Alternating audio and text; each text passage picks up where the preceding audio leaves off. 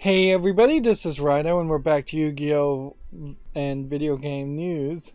Today is Friday, February 10th. I am streaming early in the morning today because, well, I basically got nothing done yesterday. I had finished, there's a new update on Yu-Gi-Oh! Let's launch into this. They've seemingly made some major changes in here, or I'm assuming there will be some major changes, but maybe not. Version note here. Following updates placed on player requests and survey. For the new update onward, game will automatically update upon launch for Steam users. Thanks for your patience waiting for automatic updates. It didn't happen this time, but I guess maybe going forward. So no more having the mobile, you have to click and confirm that you're going to download things.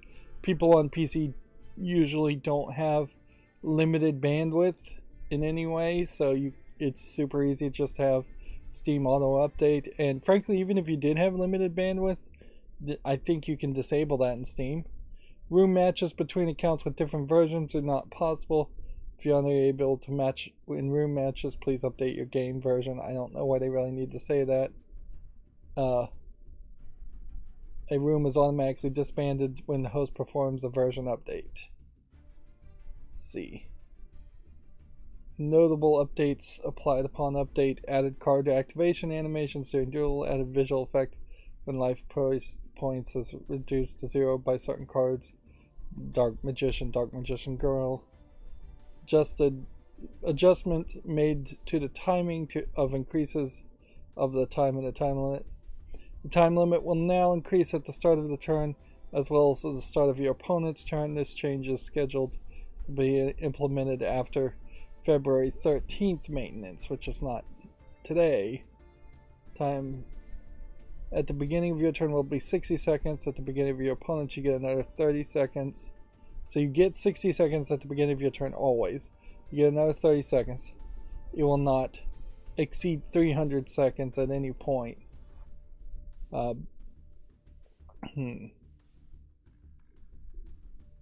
Highlighting of effects. Blue highlight of card text for effects that can be activated will now be applied for quick effects and ignition effects. I don't even know what an ignition effect is. Application effects have been added. You can have an option to hide your opponent's name during duels, which there might be a reason as a streamer to do that. I would have to think about if there really is much of a reason though. Let's see.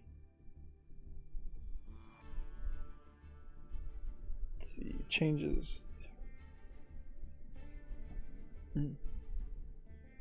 Is any of this changes really that important, I guess? They've changed the way the totally awesome mate icon looks. They've added simplified Chinese. Yeah, it doesn't seem like that much. Yeah, Chinese option, new selection pack on February 13th to look at. Forbidden list and text revision changes for a small number of cards.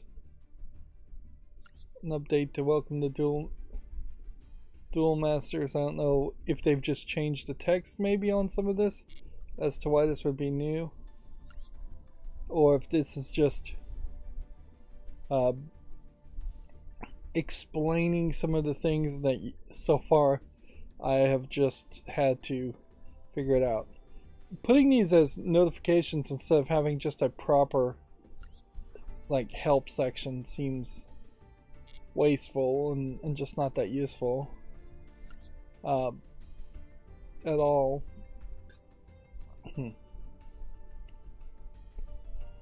All kinds of issues and things. Like it would make a lot more sense for that to all just be in the help here, which it seems like it is in the help. So did you need it as a notification? Anyways, so I'm streaming early today because I was not very effective yesterday. I've been playing The Legend of Bumbo. I did see that there was a special ending that seems very much in line with the best ending of the latest DLC of The Binding of Isaac, something that you really would have wanted to show. But when I triggered it, I wasn't recording, which, stupid me, I should have been recording, even if I was just recording the footage and then deleting it later, which that is, I guess, something I should think about doing going forward if I am going to play off screen. I very rarely play off screen, so I haven't developed any good procedures or thought to it. So I didn't get that extra thing. Had I just been recording with my microphone muted, I could have come back and literally record the voiceover on that footage while playing back the footage through just a media player and pretend like I was talking while I was actually playing effectively. Although I probably wouldn't even bother to pretend. I'd probably just straight up admit it. I don't really believe too much in the idea of trying to do Hollywood magic trickery on this channel, obviously. So after I saw that kind of early 2 days ago, I spent some time yesterday trying to finish the last thing that needed to be done with The Legend of Bumbo, and I just couldn't do it. There's some imbalance certainly there as far as the hardest achievement unlocking things. You have to have 45 coins with each character, and one character in particular that I'm playing as is kind of difficult to win in the first place, let alone win with 45 coins, which is kind of a lot. It's not a incredibly undoable amount of coins, but it does require you to be fairly conservative as far as just how much you spend to upgrade your equipment or add any kind of support or increase your odds of winning.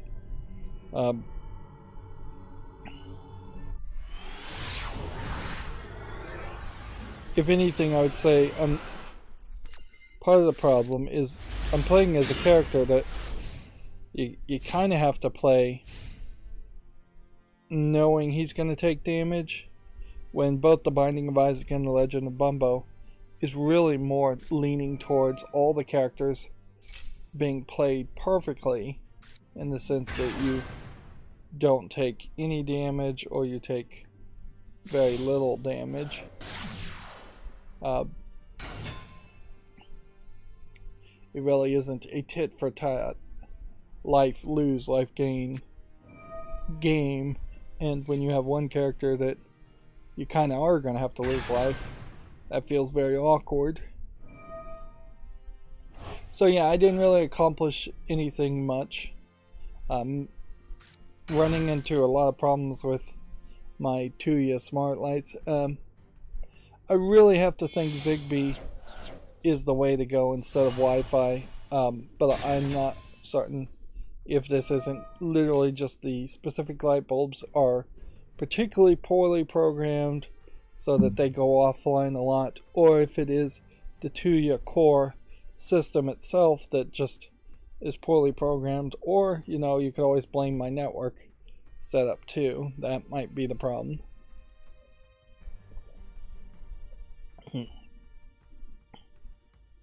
Yep. So yeah, I'm having a lot of automations fail one out of every 10 times, and their app doesn't allow you to really say, well, don't bother with that failing. We have redundancies there. You don't need to warn me about that. You can either turn off all notifications whatsoever, which then makes other notifications that you would want to see not show up, or you have to be bugged by the notifications you don't care about. Yep. But part of it, I think, is also just the problem that there's too many devices, and that would be the main thing I'd say is going with a Zigbee network that's designed to have more Internet of Things devices compared to Wi-Fi, which is, I mean, even if you're getting just a regular small office, home office router, the number of Wi-Fi devices they're probably expecting you to connect is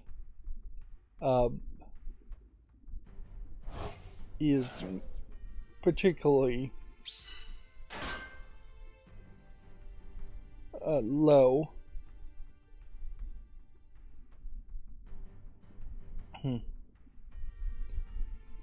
Yeah, they're not expecting you to have 60, 50 devices, and when you're starting to think Internet of Things,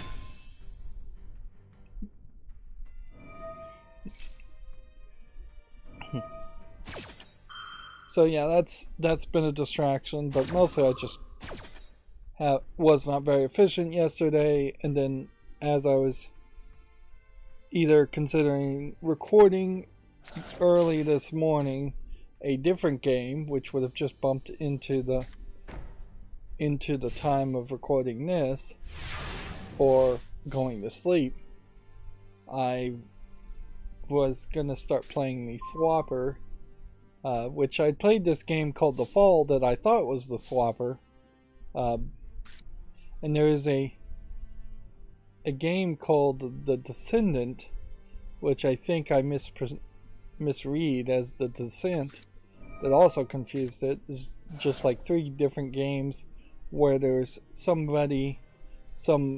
spacesuit type character running around, and they all look similar enough to confuse me. And so yeah, I was thinking about playing the Swapper, and then I thought, wait a minute, if I start playing the Swapper early in the morning, I'm probably going to fall asleep and then wake up at 6 or 7 in the evening on a Friday and start streaming. At that point, there's no reason to do that if we can avoid it. Also, on a Friday, it's not like there's going to be a ton of new news coming out anyways, so early Friday morning streams are fine. Arguably, you could, even though YouTube is, I think, really accurate when they tell content creators that you need to be very consistent, and arguably even Monday, Wednesday, Friday streams is not consistent enough. I probably would need to either stream once a week, which doesn't work for the dailies on Yu-Gi-Oh! And really just doesn't work for the amount of news. If I streamed once a week, I would skip so much news, or it'd just be way too long.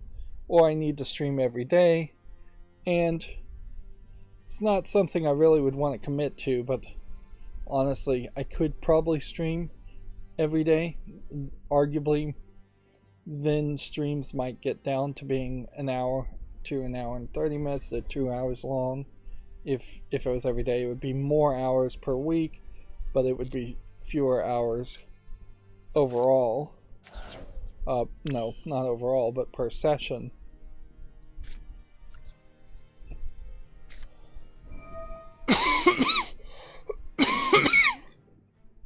Excuse me. So yeah, there's definitely some thoughts there.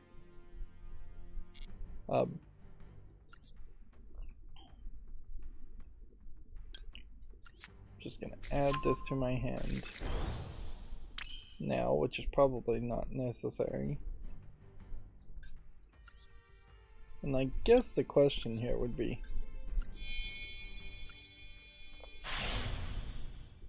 could I power up this character to be strong enough to take out all of these characters? No. Can I possibly use my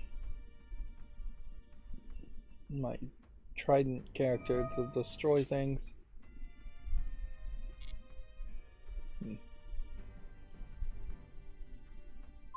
Do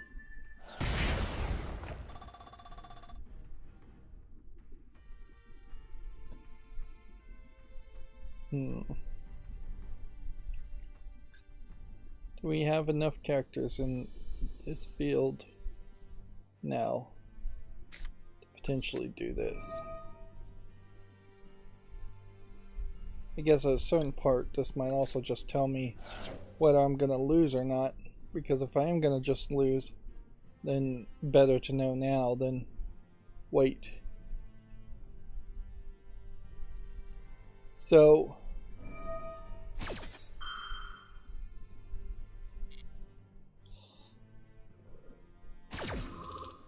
yeah, I have said in the past though that I'm definitely not comfortable with the idea, or not really wanting to go to daily streams. And you know, it just wouldn't work, because then there would be immediately like days in which I would say, nope, can't stream today, can't stream then. I can't even consistently stream at a specific time for the Monday, Wednesday, and Friday. If anything, I potentially would want to reduce the number of streams, but this is the best balance I can find.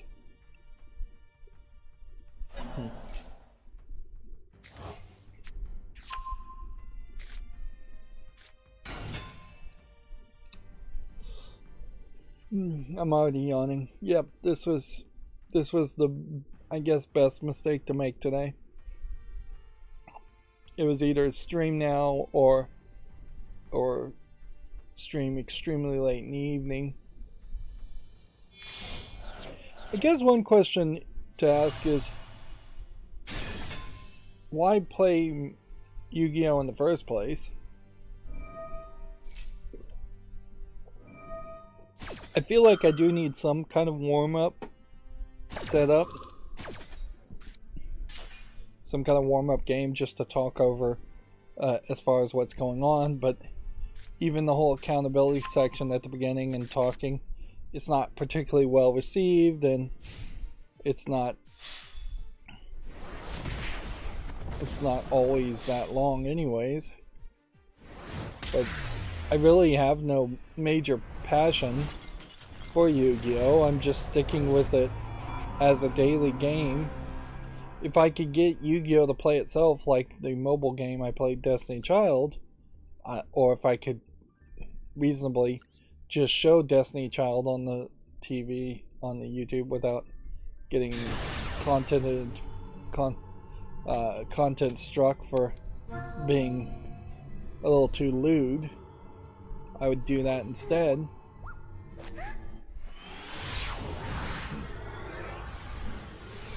But yeah, I'm sticking to the dailies for very little reason.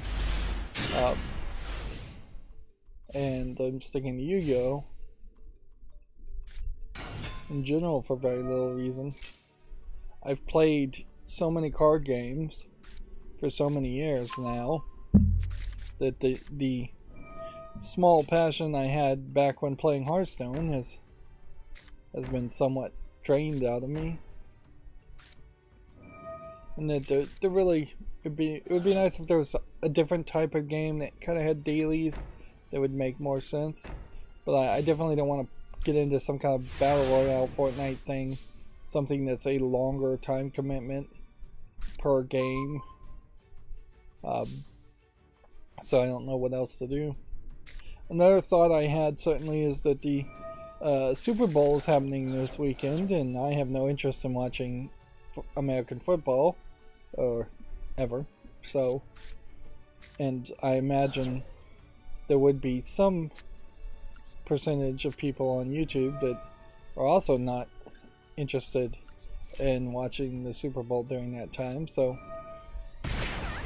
arguably, if I had thought this up earlier, and if I really had committed to something, it would make a lot of sense to do a special event like a marathon during that Super Bowl Sunday, What would I do? That's the real question. I would think you probably, on first thought, could probably play Blood Bowl and then have a football themed special stream, special marathon stream around playing Blood Bowl 1, Blood Bowl 2, Blood Bowl 3. I don't believe it's out yet. That would kind of make sense. But I feel like you probably would do well to have some passion for whatever game you're playing. And so, since I've never played Blood Bowl, I don't know. I wouldn't have that passion yet. I might have that passion at some point in the future, but I definitely wouldn't have it if I just ran and bought Blood Bowl 1 right now. And so that really wouldn't work well as a concept.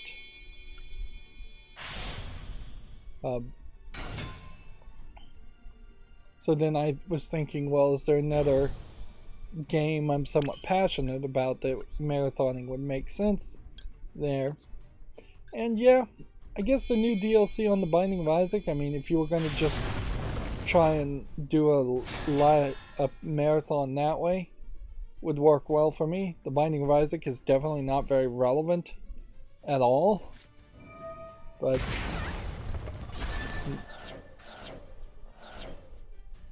I could kind of get the thought pattern going on there as far as just playing something passionate.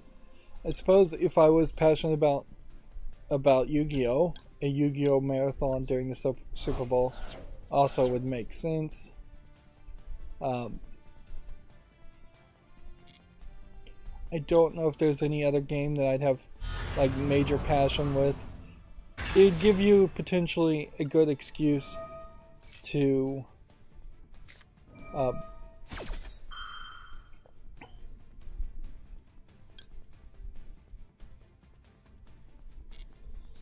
it would give you a good excuse to potentially just play any game that you might have some passion with if you want to play a specific game once every year.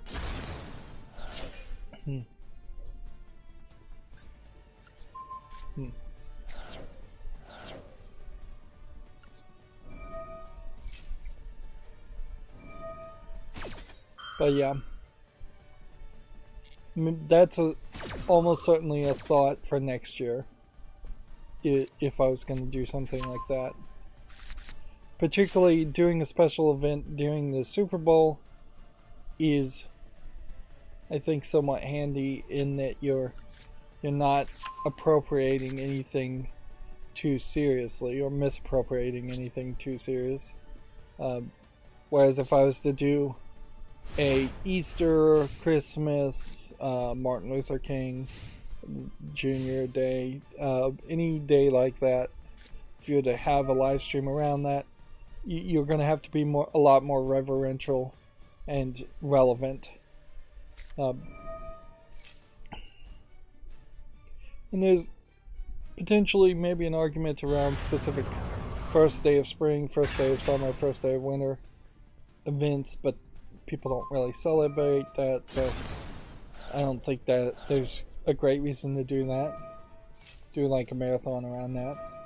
And I'm thinking marathon, and I don't know why I'm specifically proposing that I personally do a marathon, because I would be running off to the bathroom once every 2 or 3 hours at best, and just making people wait. I am definitely not the person to do it.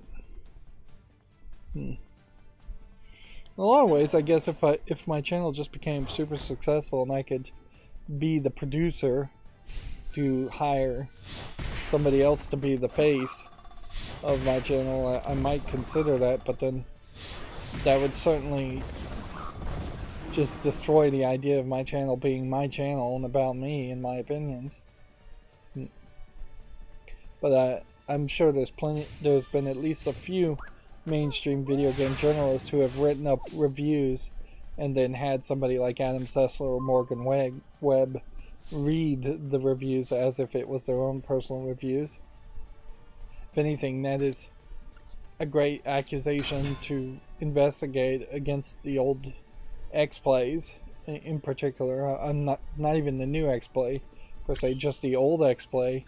I bet there was interns and just low-paid underling associate level people writing a lot of reviews for games, and then it being sold as if the Adam Sessler and Morgan Webb were playing all those games.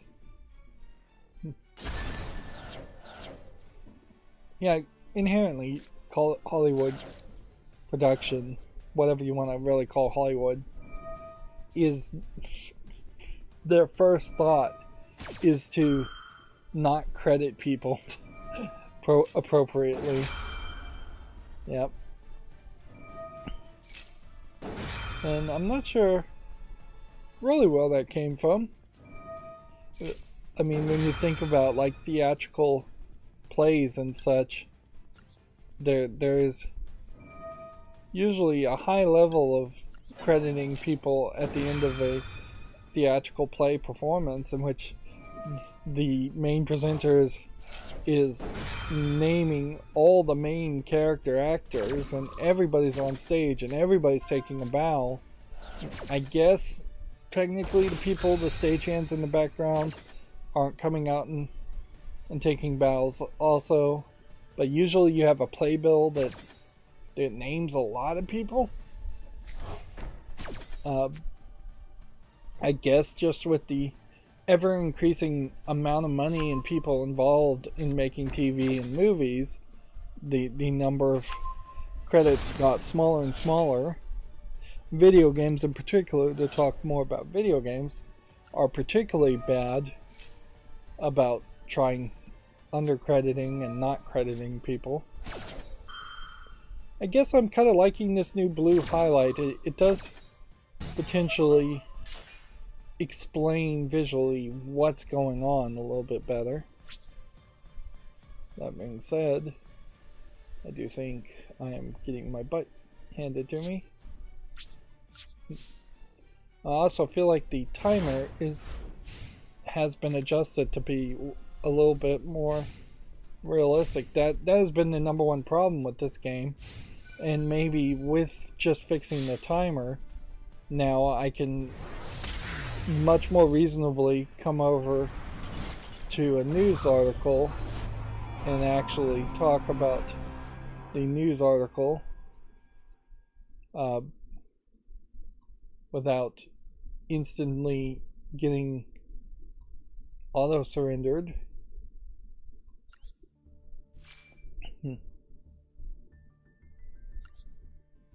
Which that's been frustrating with this game way more than any other, where playing Hearthstone, playing Magic the Gathering Arena, playing anything at all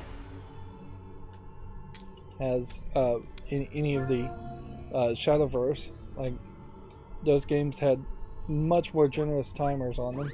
Hearthstone by far the most helpful one. Alright, let's just jump into video game news. Make sure everything's working. I still have yet to spend the time to try and look at the programming for my macro as far as GameDeveloper.com, as far as getting redundant articles. I think it's not GameDeveloper.com, it's Video Games Chronicles that seems to bring up redundant articles. It may also be a case, though, that Video Games Chronicles is just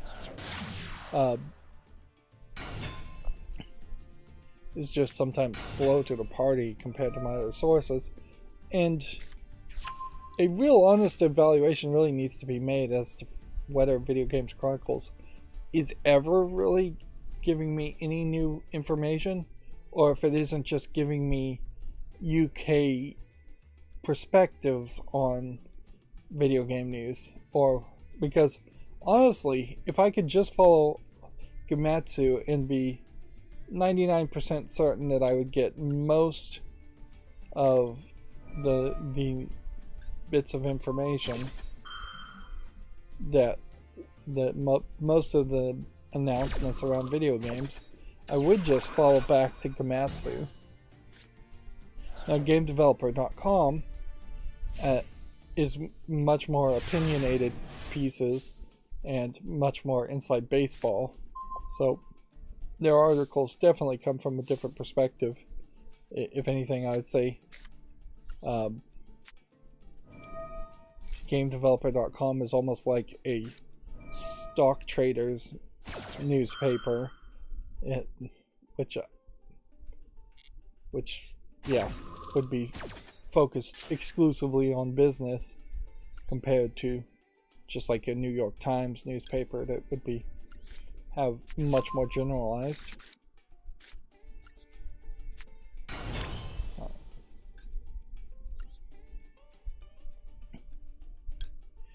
Very much comes down to whether or not this Zodiac Tri-Brigade trick works. And it's probably why this deck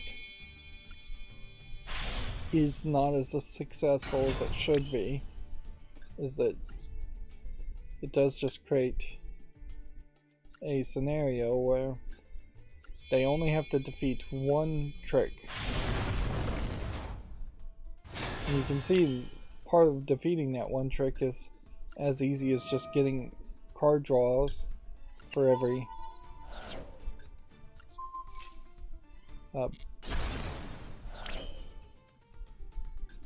can't activate this more than once. That's weird. I would have sworn that you could.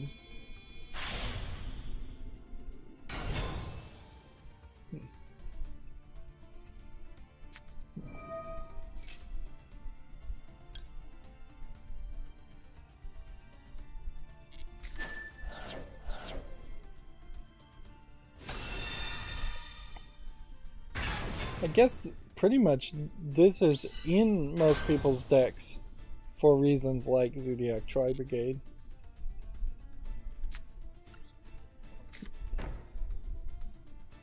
Yeah.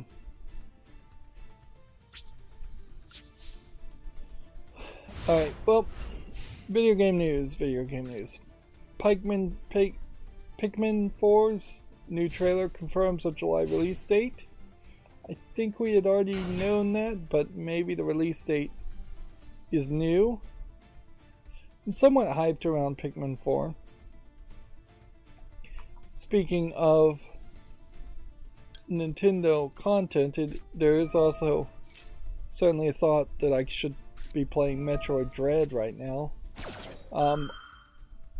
I recently played the Kirby game, though. I don't want to make only one or two pre-recorded footage series on my for YouTube and then play a Nintendo game that I can't make any content around that quickly. But yeah, I am definitely falling behind on side forms of entertainment, whether it's playing a Nintendo Switch game that I can't put content on, and so can only barely talk about during these live streams. I also haven't gotten around to doing any Legos in a while, and I have far too many of those backlogged. And I haven't worked on my server in an extremely long time, probably approaching a year. And I had some excuses for not working on it for this point, but it is also kind of ridiculous. Meanwhile, I'm wasting time watching Rydo on Netflix. I guess I can say it does look like Netflix has started to roll out their enforcement of one household rule, this new rule they've made up. Or it very well may have been a rule the whole time, but their enforcement has been just to give a knowing wink and nod to know that people were sharing passwords. they've started doing that in Canada, and people in Canada online are very much unhappy with it.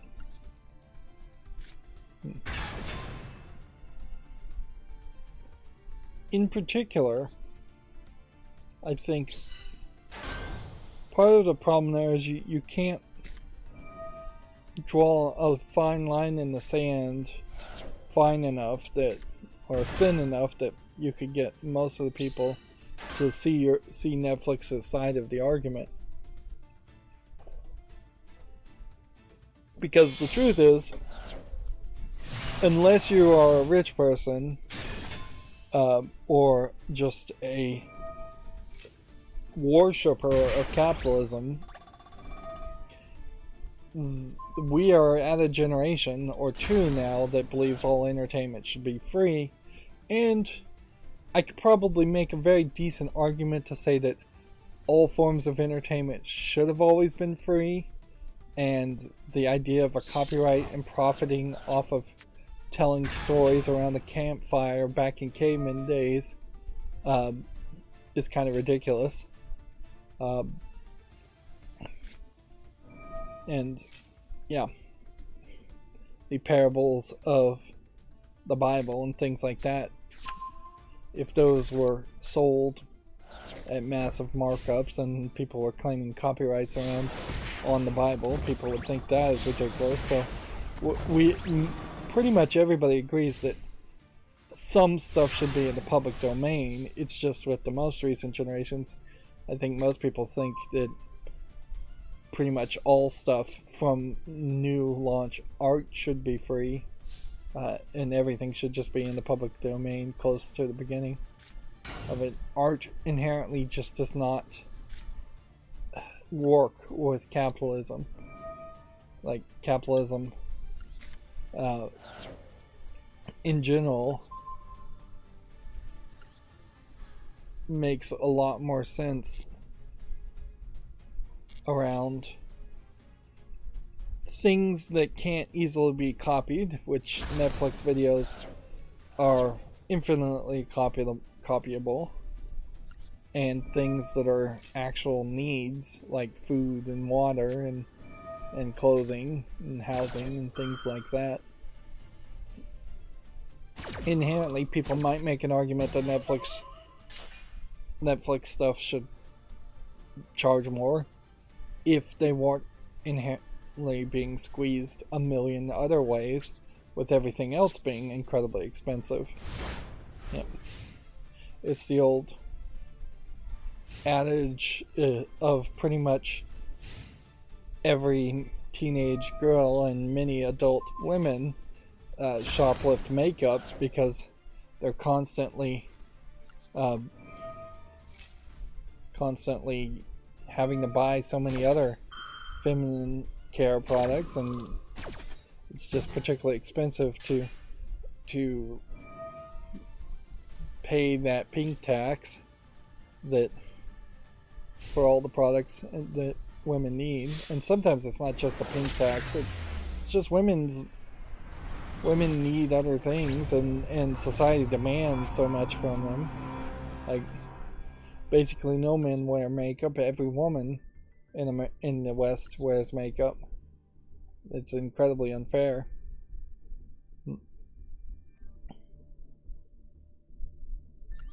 So yeah, that's a long rambling just around the idea of Netflix seeming to go ahead with it, test the waters in Canada. They're constantly getting this pushback, and they're constantly moving forward. And I don't know what Netflix can really do.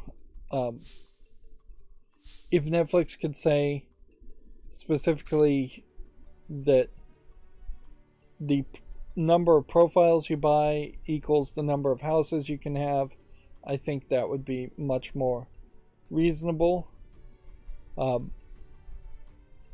So you could certainly boil the frog by doing that instead.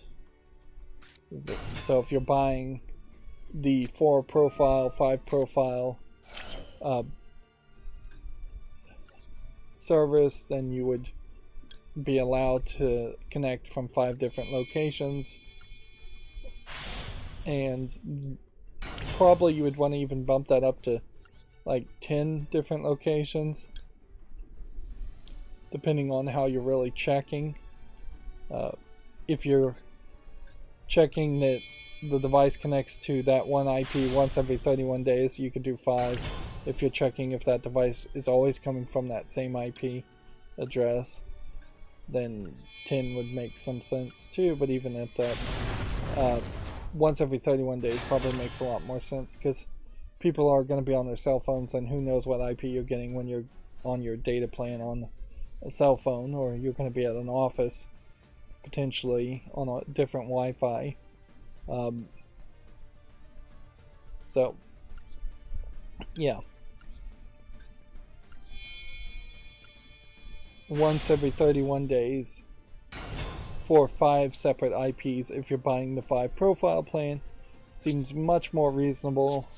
If you're buying the 2 profile plan, which is I think the one below that, then 2 IPs every 30 days, fairly reasonable. If you're buying the 1 profile plan, then 1 IP works there too. And there probably should be a lower plan as far as commercials, adding ads to Netflix.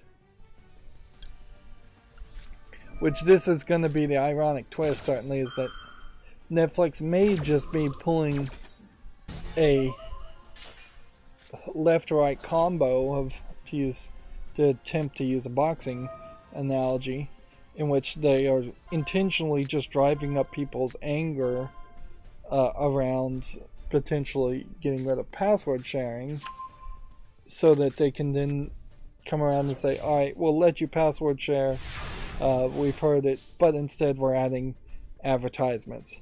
Because that's really what Netflix would want to do. Is the idea of a premium service with no commercials has never stuck around for that long. They've always cheated around that and added commercials. Even HBO pretty quickly had commercials for other HBO products at the beginning and end of its presentations, its episodes of its shows. So you were never really getting an ad-free experience. Netflix probably has been the longest running service to actually not have ads. Perhaps you can make a small exception to something like the adult channels, but I imagine even the adult channels have some kind of commercials to other adult channels. And in all fairness, if Netflix did have commercials, they could probably find an extra source of funding to potentially maintain and continue making some of the shows people actually liked and that Netflix canceled, because I guess those shows weren't selling well enough. But I don't think that's what would really happen. I think if anything, Netflix would just continuously make newer and newer content that potentially people might like or potentially people might not like, and it's just going to be throwing spaghetti at the wall and seeing what sticks, basically. And I don't really think Netflix would be any better if it was held to any kind of standards because of its advertisers. If all of a sudden the advertisers were potentially affecting the bottom line and canceling their advertisement contracts because they put out something like Cuties, which got them quite a bit of flack, although not really that much.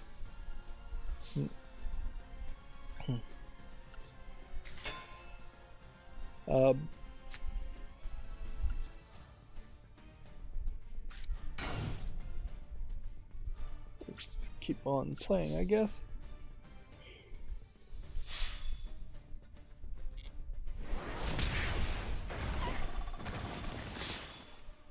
one of the things I think that Netflix has failed really to do in its wild days, which if we were just to think of the Netflix up until this point as the first generation Netflix, and the Netflix without password sharing as a second generation of Netflix, if that's where you would really just divide the line as far as a generation,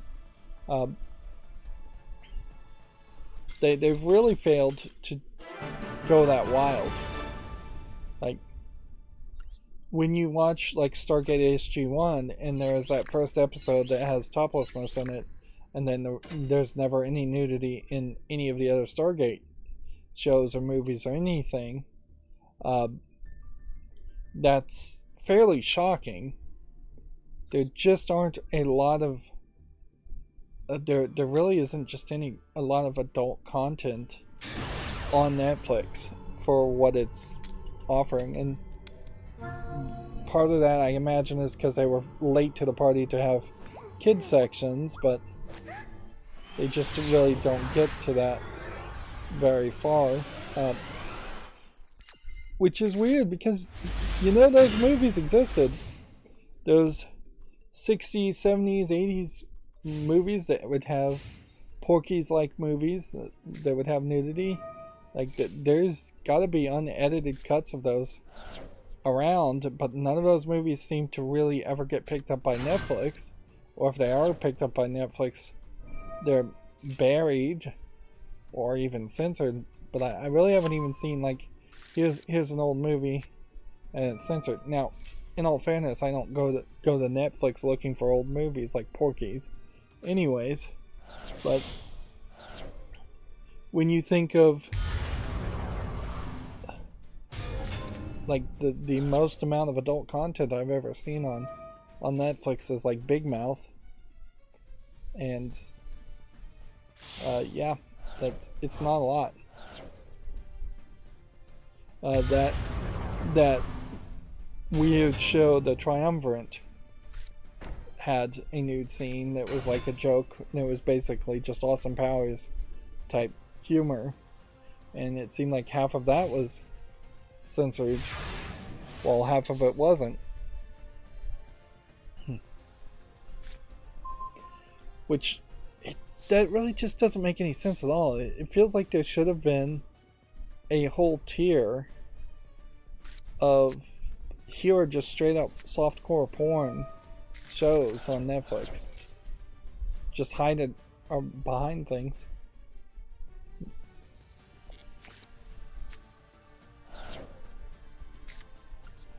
That there would be really a decent reason to do that even now. Like, if Netflix all of a sudden said, we've acquired a collection of what would have been sold through the mail DVD porns from the 90s.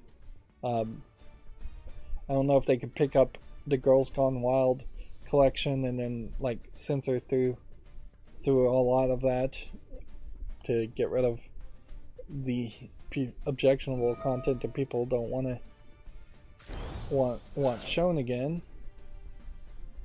But something like that, or even something like Skinamax content, if they could pick up a lot of that and then hide it behind some special code you have to put in, or extra code on top of a locked profile. Yeah. That's part of the reason I imagine Amazon.com is so popular, is that you're not going to buy sex toys from AdamandEve.com and have that show up on your credit card that your wife or parents might see. But if you bought the exact same stuff from Amazon.com, nobody's going to really question that. You can claim you bought practically anything.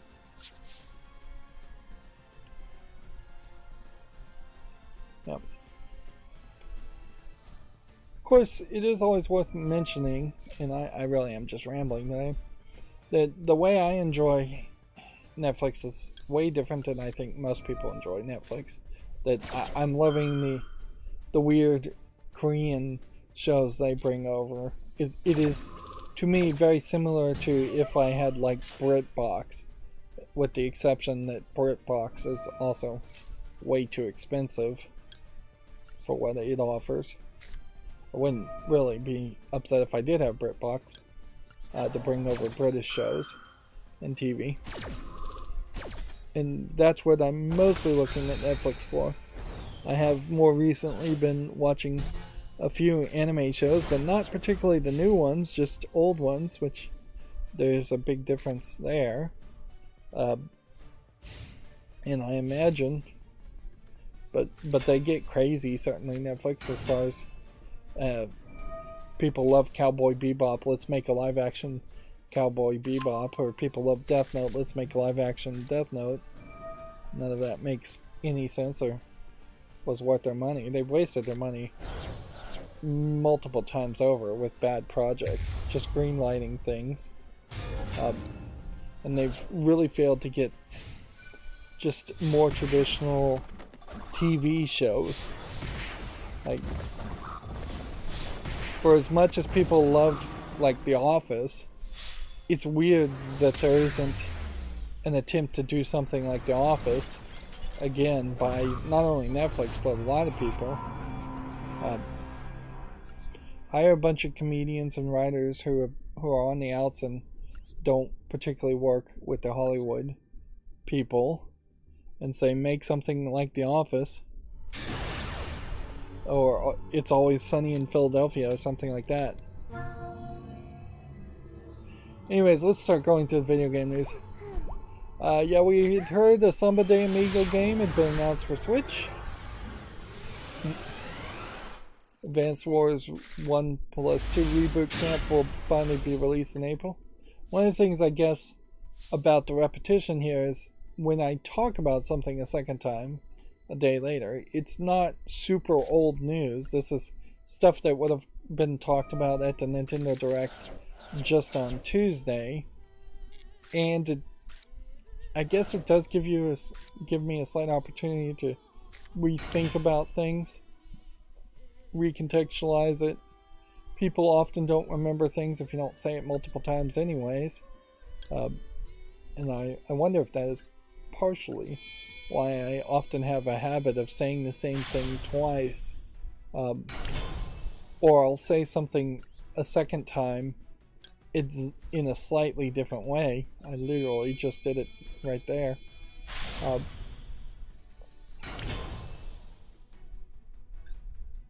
Using just different words, almost like I'm just showing off that I have a decent vocabulary, which I really don't. That was one of the Reddit things I saw, was the idea of what if you were given $10 million but you can only buy things that start with the first letter of your name, or just any random letter at all, and yeah, based on your vocabulary, and if you can just look up use a thesaurus, man, I don't think I pronounced that right, correct, you could probably buy anything you want.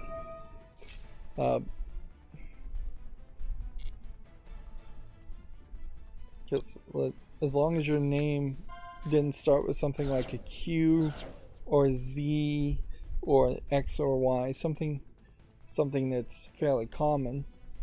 Like if your name was Frank and it started with an F, well, you can't buy a house then, but you could buy a foundation. You could probably buy well, Frank is probably easy. You can buy food for $10 million starting with F. You could buy a foundation. You could buy friends, fellowship. What else would you be able to buy with F? Followers. I see someone named Mangle Jr. on the chat. Says hello.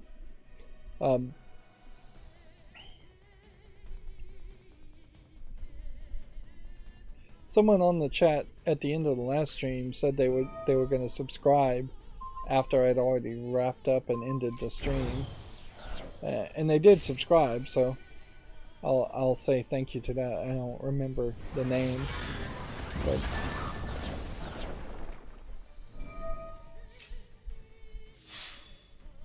yep, game over.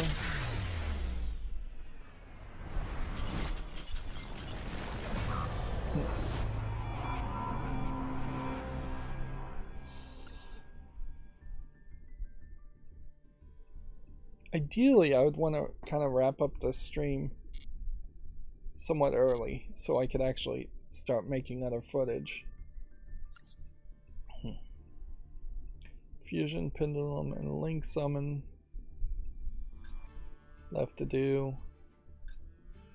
Seems like we also have a whole all missions section now, and the life missions still going. I don't even know what really increases your duelist level. Doesn't feel like that's been increased much lately. Feels like the last time my duelist level even went up was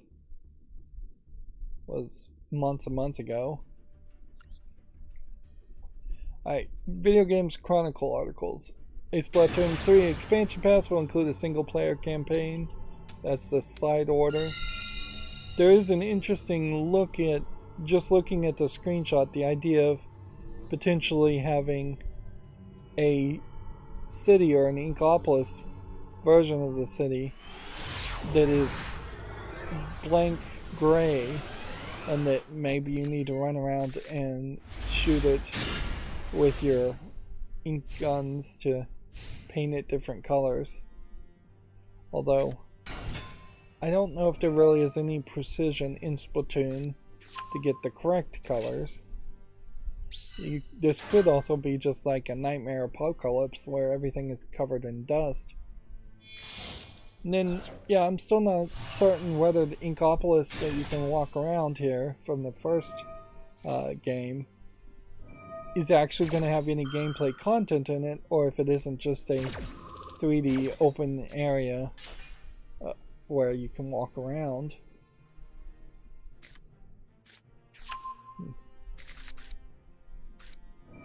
Let's see. The first wave includes Inkopolis. You can make splash-tastic place from the original Splatoon game. Your stomping ground. Wave 1 also includes Inkopolis Plasma, which has changed over the past several years with some new shopkeepers. The Squad Sisters will be performing here during Splatfest 2. In the second wave, that sounds more like content. Side order super jumps the Splatoon game. See what's become of Inkopolis Square, the central area featured in Splatoon 2 game. So there's a Inkopolis Plaza and an Inkopolis Square. So the first game is showing you the plaza from the first game and the square from the second game, and I guess there's a different Inkopolis something. I'm a little surprised that that all of the encounters or all of the lobby areas, which basically those are just lobby areas, have been set in Inkopolis. With Splatoon 3 probably approaching a point where it should start to wrap up, it does kind of make some sense that they would think about moving to another region and expanding. They've seen multiple enemies on this kind of like ocean world type world that seems to happen in the Splatoon universes, and the idea of Splatoon, even in the name, it's half Splat, half Platoon, so more on the ocean battles, more pirate themes, might make some sense, and just going to a new land and seeing a new group of people, I think would potentially make a lot of sense too. That you would bring up the Squid Kids somewhat, but why not introduce somebody else? Like, if the Squid Kids are just canonically in the minds of Nintendo the evolution of bloopers, the squids in Super Mario Bros. 1, and plenty of other Mario games. Well, there was little fish things also in the water levels of Super Mario 1, and I'm sure we've seen Cheep Cheeps, I think what they're called, like things like that. And certainly they could introduce new things too.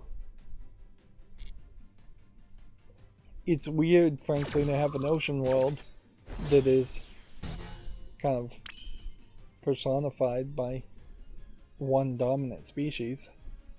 Plus, you don't want a fourth game in your series anyway, so why not soft reboot on the fourth game and introduce a whole new collection of people.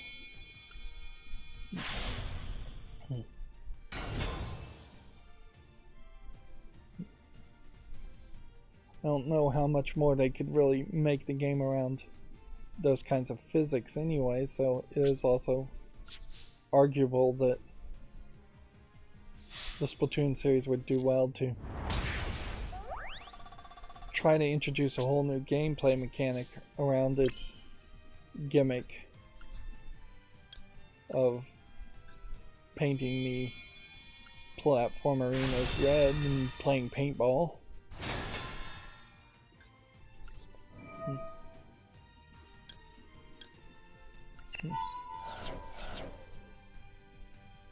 You also have a situation here where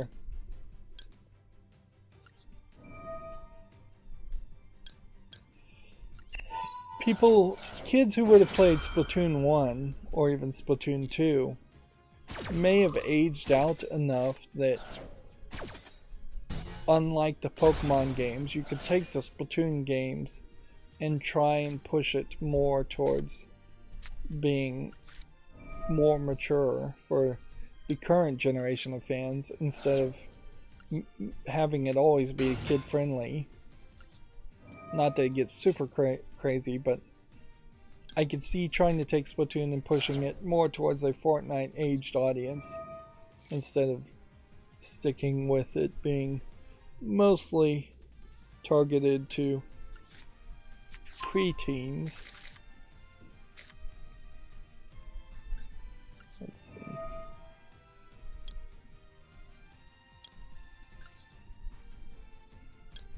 Need to do more link summoning, so I'll summon something different here.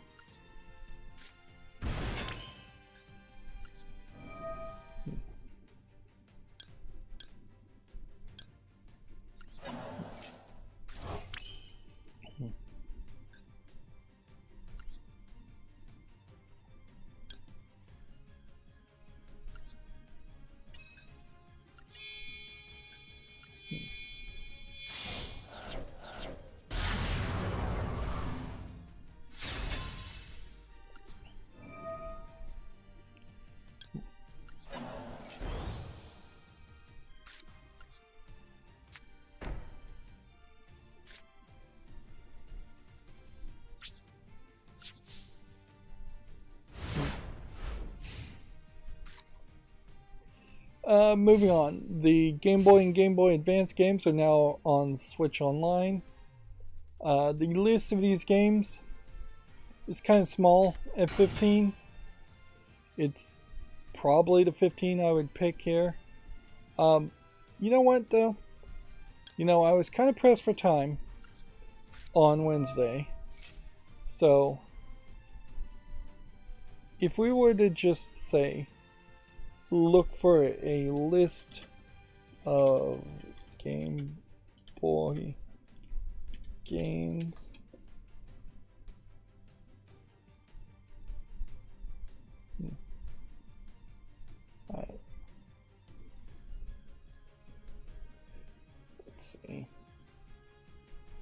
come over here and summon.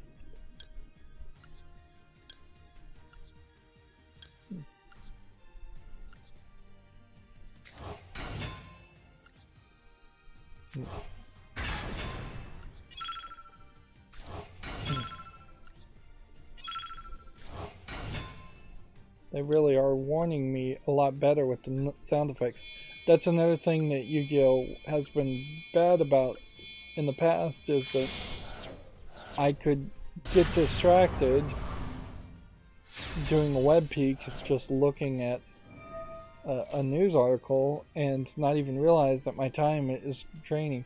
Although, if it's putting out the sound effect at 60 seconds, that's still really giving you a limited amount of time to react to, but it's not a terrible amount of time.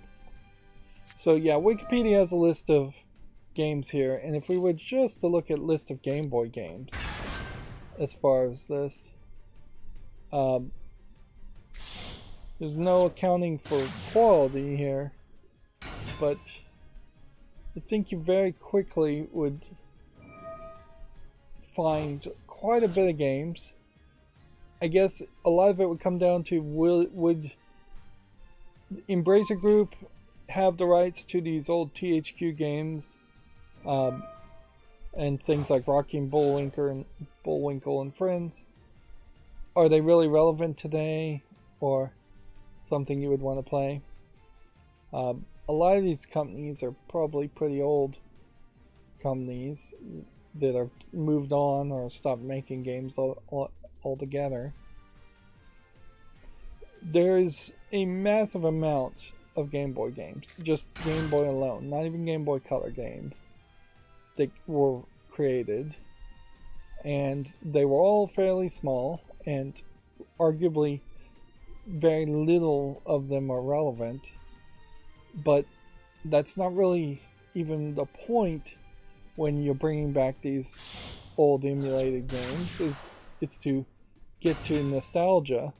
So something like Bill and Ted's excellent Game Boy Adventure, A Bogus Journey, probably a terrible game, but somebody played it. Somebody probably has some nostalgia from it. It's from LJN, kind of notorious bad game developer.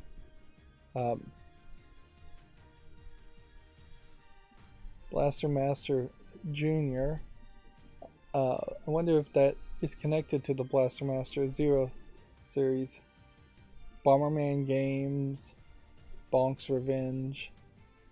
Like, a lot of the Game Boy games were ports, or just not even ports, but different games with the same name. I don't even know what you would call that. Bugs Bunny Crazy, Crazy's Castle, or Roger Rabbit. A lot of Disney stuff that would make a lot of sense to bring back. Bust-a-Move 2 would make sense. The fact that a significant portion of these Game Boy games would have sold simply because they were portable. Things like the Chess Master here. Just having a portable chess game before buying a Game Boy and having a Game Boy cartridge, you probably would have had to pay well around $200 to have a single game device that you could play chess in a digital form factor. And there definitely were devices like that, but the significant percentage of these games, like Cool World, based on the Cool World movie, that would be a weird one to bring back, certainly. Things like Shin-Chan might sell well in Japan, but were totally unreleased in the other regions. But now you have the Switch, and since you have a Nintendo Switch that is always portable, then there's no special sales, special reason why you would buy a bad portable game. And we have somewhat seen that there has been a considerably smaller amount of cartridge-based shovelware on the Nintendo Switch compared to what would have been on the Game Boy or even on the Wii. Now, anything that has been lost very possibly was recouped with the massive amount of digital download shovelware on the Nintendo eShop. But at the very least, the cartridge-based shovelware has been reduced. Yeah. One of the things though I'm definitely noticing is that like a lot of these seem to be NES type games that were ported to the Game Boy. There wasn't really a lot of confidence here. But yeah, Donkey Kong Land, Donkey Kong Land 2, Donkey Kong Land 3. I imagine you can expect anything from Nintendo to show up. Whereas any Japanese exclusive games aren't probably going to be given a global release all of a sudden because they just won't have the translations. And there's no reason to translate them. Old Dragon Ball games that were only released in Japan, unlikely to be released. If Capcom can bring DuckTales 2, that would potentially. I remember this F1 race game. This was the game that I believe came with a 4-player connector. Yep, it just says it came with this 4-player adapter where you could connect Game Boys to each other and play each other. That accessory was never really embraced or used. So I could see F1 coming back just because it's a Nintendo thing. But you basically would have to have nostalgia for it. And that's going to be the problem with all these Game Boy games compared to NES ports, which people do obviously have nostalgia for, or really? They slowed down the acceptance animation? Well, that was unnecessary. Making the experience slower, not faster. I could see playing that animation when you have... Do I have to look at all of these to make them go away? Like, I can see playing the animation when you're clicking it individually, one by one. But if you click the collect all, it feels like that's unnecessary. So yeah, this selection pack is going away. We'll get some new selection packs at that point. I'm wasting too much time here. Let's just quickly scroll down here just to show Game Boy galleries.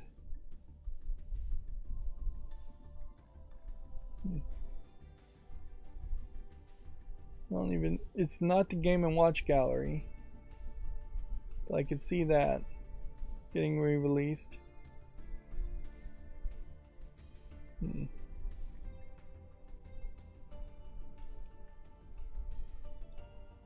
Harvest Moon Game Boy. I can see bringing that back if they can get the rights to it. Hattress, probably not. Hercules. I think the big licensing talk here would be, can they get the rights to these THQ games, and can these THQ games that are often based on Disney products get the rights there? Although arguably, if I was Disney, I would be saying, hey, let's put these games on Android and iOS and sell them there instead, since emulation anywhere is just as good. Things like Jeopardy probably not getting remade. Joe and Mac, maybe, but I wouldn't be surprised if they say no. A lot of these games also just don't really fall into what Nintendo is trying to sell itself as, even though Nintendo has been fairly loose about having adult games. Them personally bringing them to the Switch through the eShop, they've tried to stay pretty kid friendly. So something like Killer Instinct here probably would be a no. But yeah, every single Kirby game should be released. Nintendo has no reason not to do that. Nintendo owns this HAL laboratory anyways.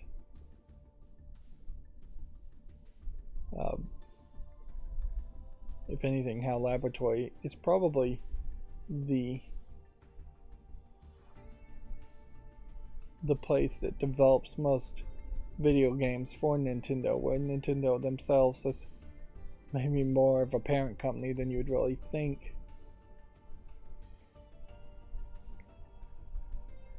Krusty's Funhouse probably not coming. The Lawnmower Man, no, not likely to come. Link's Awakening, they already said was coming. None of the old football Madden games would likely come. Although that would be kind of crazy, I guess, if they did say, hey, let's just bring the Game Boy version of Madden 95, 96, and 97 back for nostalgia reasons. And certainly if you had a light amount of games to release, releasing an old Madden every year wouldn't be the craziest things.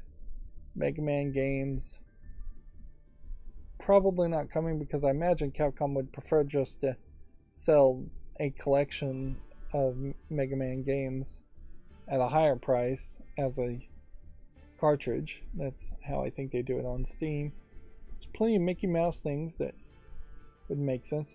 They announced that new Mickey Mouse game, and this is just kind of a great example of this is what Mickey Mouse would have looked like in the old days compared to the weird new animation style. Micro Machines probably not coming back. Power Rangers stuff probably not coming back.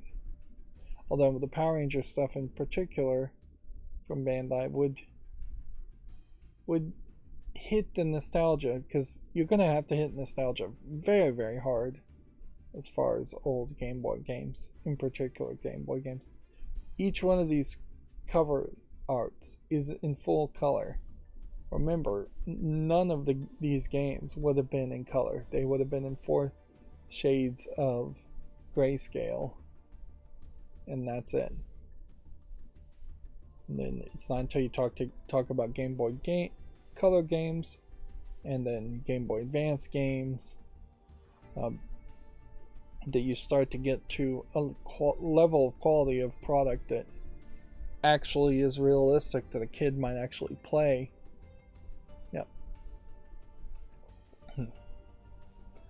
I think Nintendo may find themselves in a small bit of a scandal as people start buying games thinking that they're going to be in color and realizing that they aren't, or that they're thinking that they're going to be somewhat quality games when they aren't. Although these games may not actually be charged at all. These may be free games if you are part of the subscription service.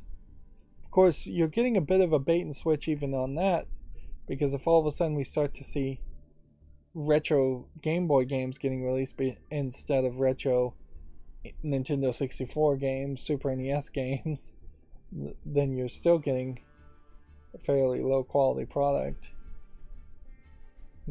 Popeye, that artwork is fairly different.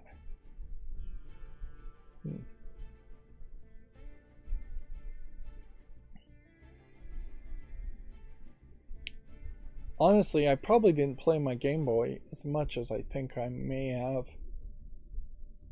Very possibly I didn't play that.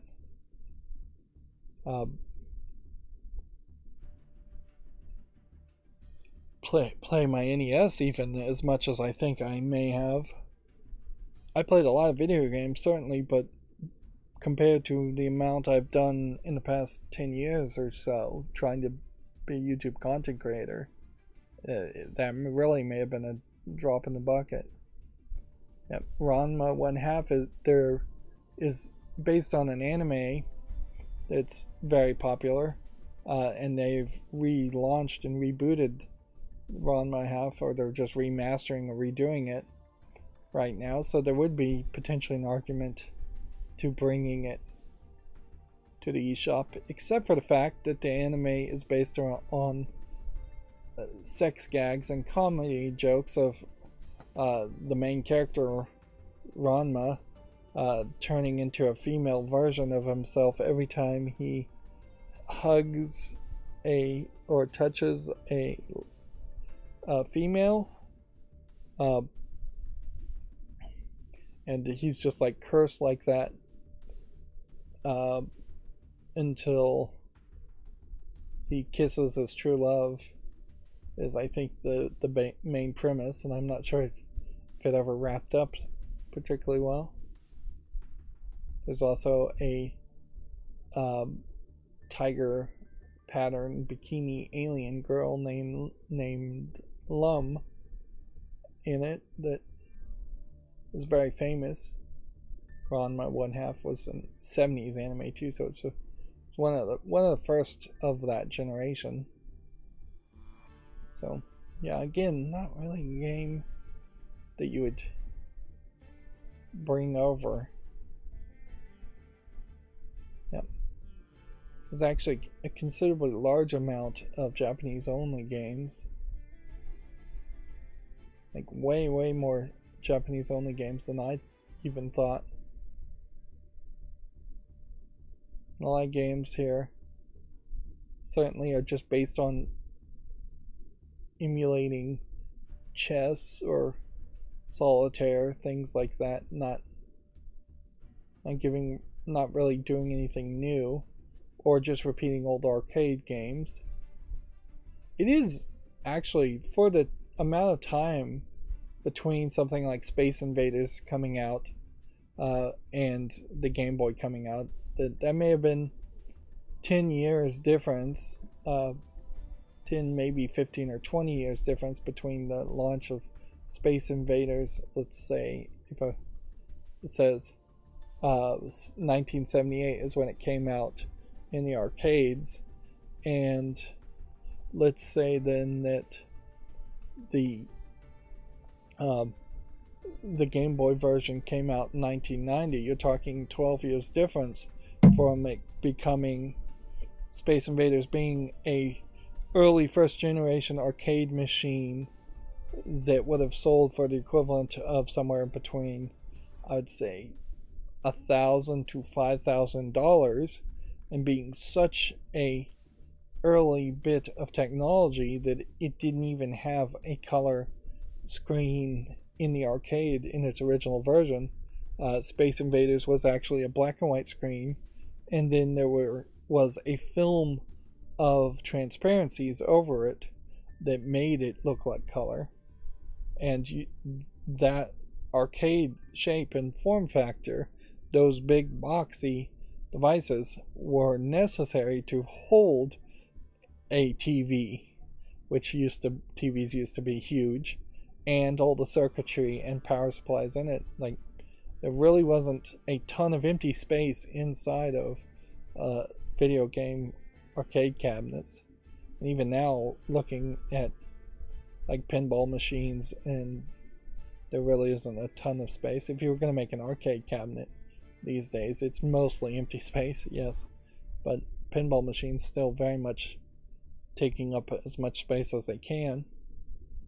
So to be able to squeeze that technology just as a major statement towards how much technology improved and shrunk in size to make a Game Boy game, particularly the amount of ROM that would have been necessary. How much that shrunk. Spanky Keys Quest. There might be a controversy if that one came out. A monkey called Spanky. Some of these Star Trek games potentially would have some relevancy. You're also all over the place in the timeline, like Star Trek Generations. That movie, to me, feels like something that would have come out somewhere closer to 2000 than 1994. Star Wars, probably not getting re-released. Then you start to get to some of these super games with super in front of it, but not so many games that really have super in front of the name.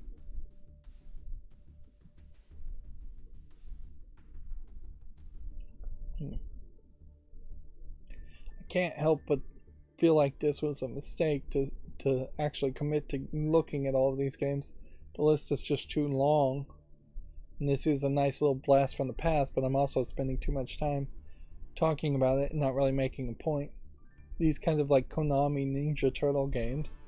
I guess the real question though is why would you have any confidence that any game not made by first party Nintendo would come over, because I don't think Nintendo has gotten any of the other old games to be ported and emulated. If anything, I wouldn't be surprised if the likes of Capcom and Konami and other Japanese game companies are scratching their heads asking, wait a minute, you've been preaching to us and we've all been on the same side to say emulation is bad, emulation is evil, and now you're doing emulation and reselling the product? I imagine on some level they probably understand and agree with the idea of reselling the product, but on the other hand, I would imagine they're a little confused. And if something looks to be difficult as far as negotiating licenses, Japanese companies tend to have a culture of giving up on it very quickly. So something like this Tiny Toons Adventure game, I'm sure a lot of people probably would have nostalgia for this. Could Konami go back to Warner Brothers and negotiate to re-release this? Yes. Would they? No. Yep. So it would be better, frankly, to filter out a list like this to only Nintendo games. So we'll probably see Wave Race. It'd be weird if we saw Vegas Stakes, but I wouldn't be super surprised. But anything from any other company is likely never showing up. And while this has been a massive list, none of these old wrestling games would probably get released. Although I could see WWE potentially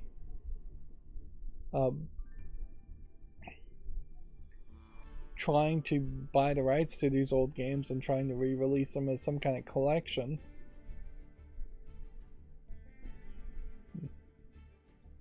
I guess it really will boil down to who ends up owning WWE. Yoshi was fairly popular as a game, but things like Yu-Gi-Oh! Duel Monsters for the Game Boy, probably not coming back. And there's a whole bunch of bundles, and there's a whole bunch of unlicensed games. Here's a list of lists. How long would this go? Nope. They're not even going to try that, to just have a massive list of all video games. Let's see.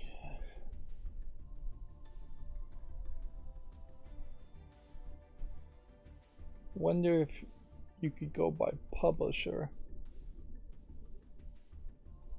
List of Nintendo games.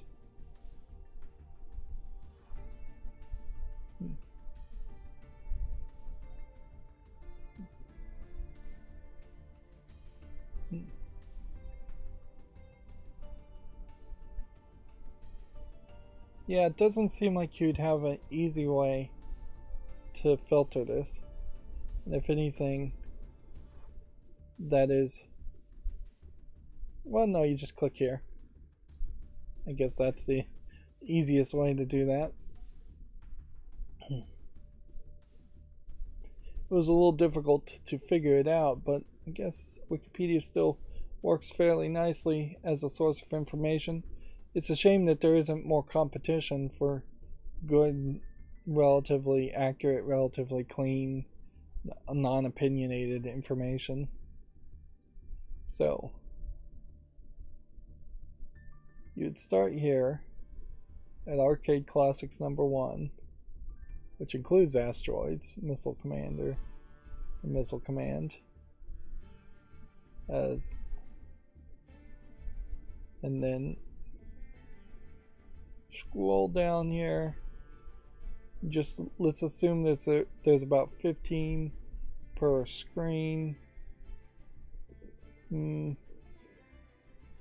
thinking 200 games, maybe at most. Probably much closer to 100. Probably maybe even closer to 75 games straight from Nintendo. It's not that many, even, I bet. Anyways. So, yeah. At best, we're going to see 75. They've already released 15. I would say you're probably going to see 60 more at most. And having wasted a lot of time looking at that list, yeah, I guess these are your best bets. Although Alone in the Dark is a weird choice still.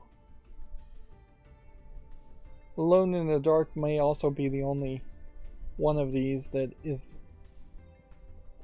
possibly not a Nintendo exclusive.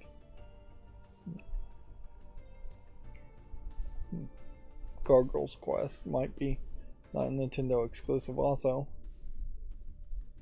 So this very possibly, these 15 games may be the culmination of several years of work to try to get people to negotiate and allow them to re-release old games, and then finally just pulling the trigger and giving up and saying, alright, here's the 15 we've done, and we're never going to release any more Game Boy games again.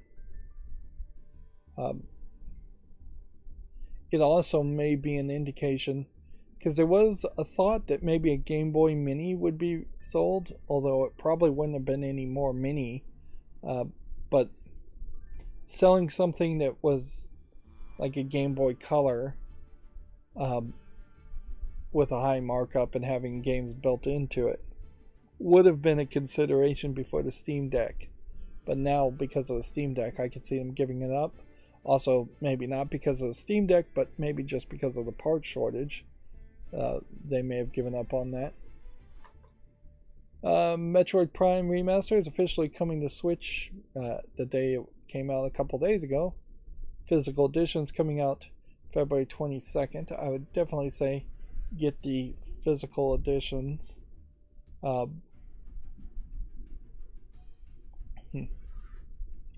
Yeah, I probably want to get the physical edition myself. New Professor Layton game is in development. We skipped over this before. Please allow the use of functional cookies in our cookie preferences.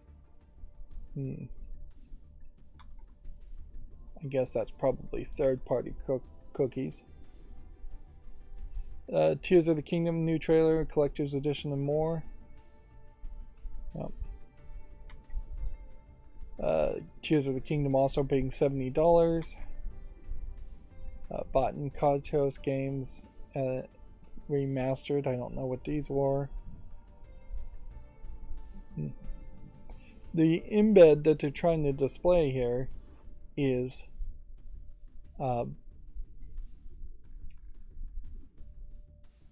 actually just videos,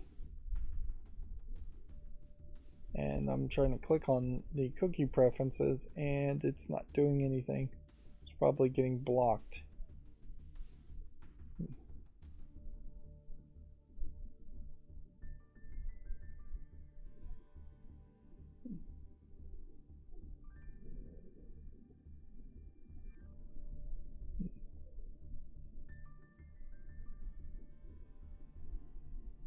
There we go. I'll just delete that. Then just have an article.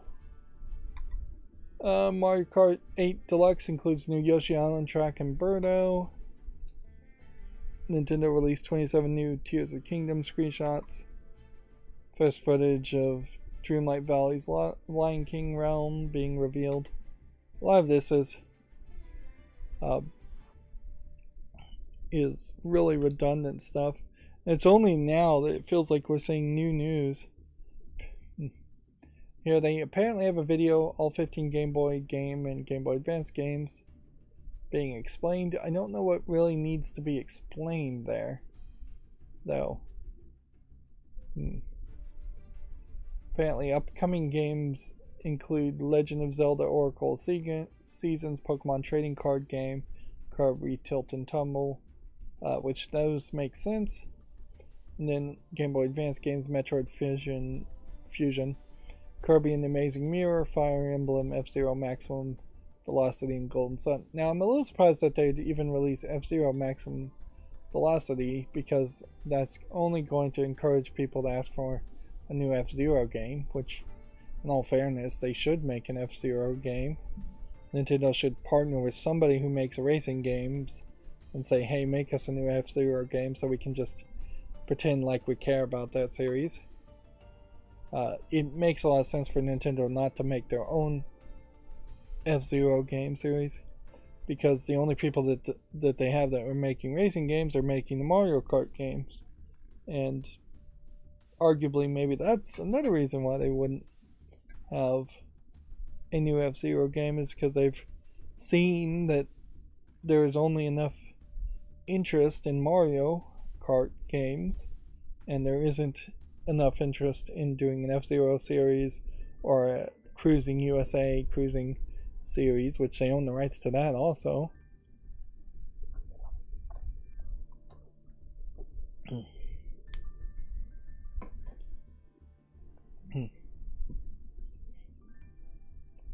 Here's some new news. Nintendo says that Zelda Tears of the Kingdom $70 price isn't the trend going forwards.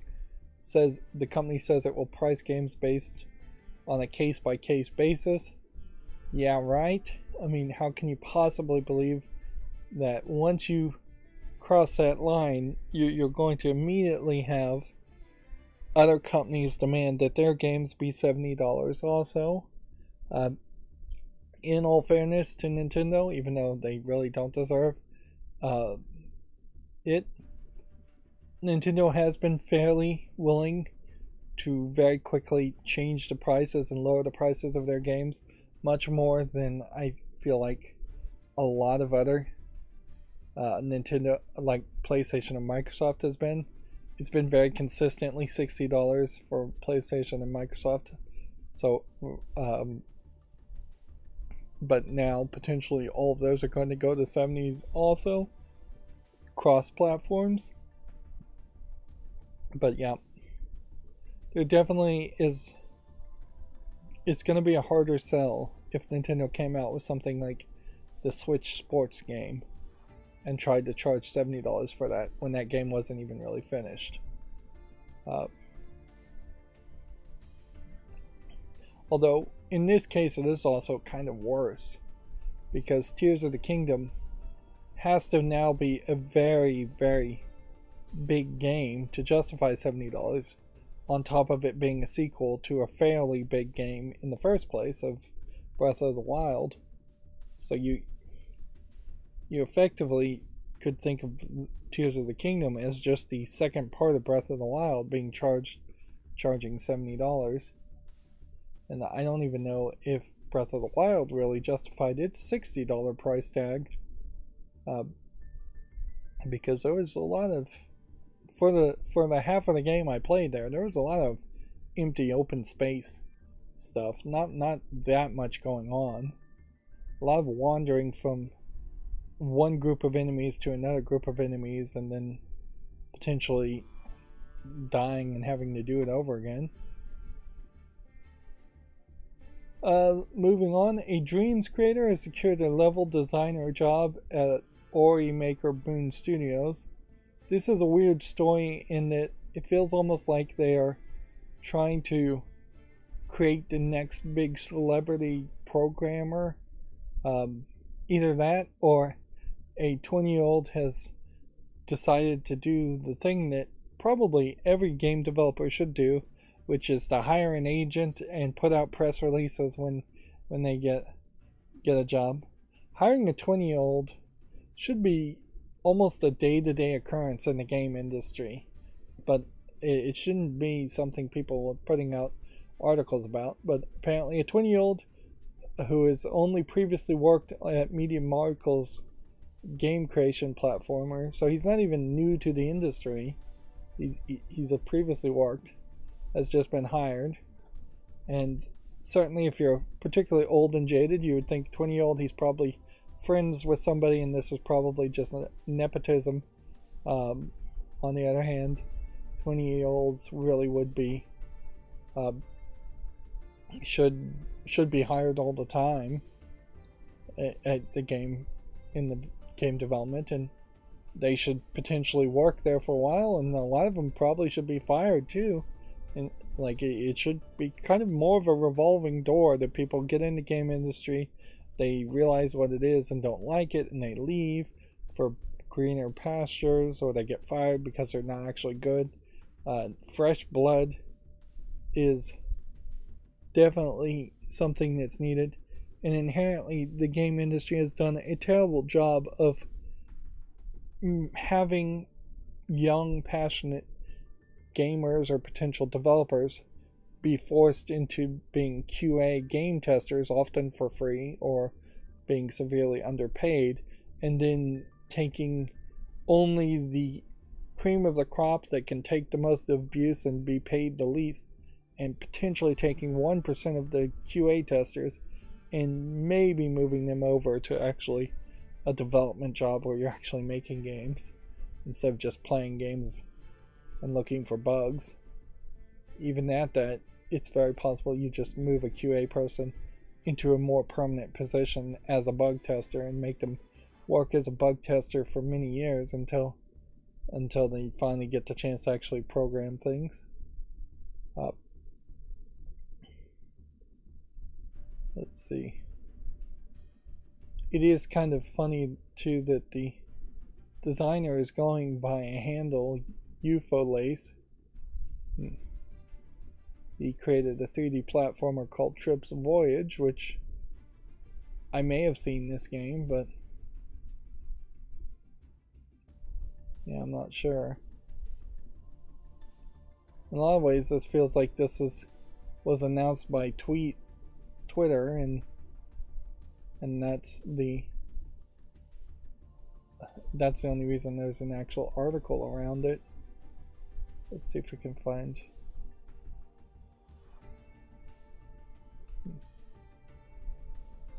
We made the game in dreams. Alright, wait.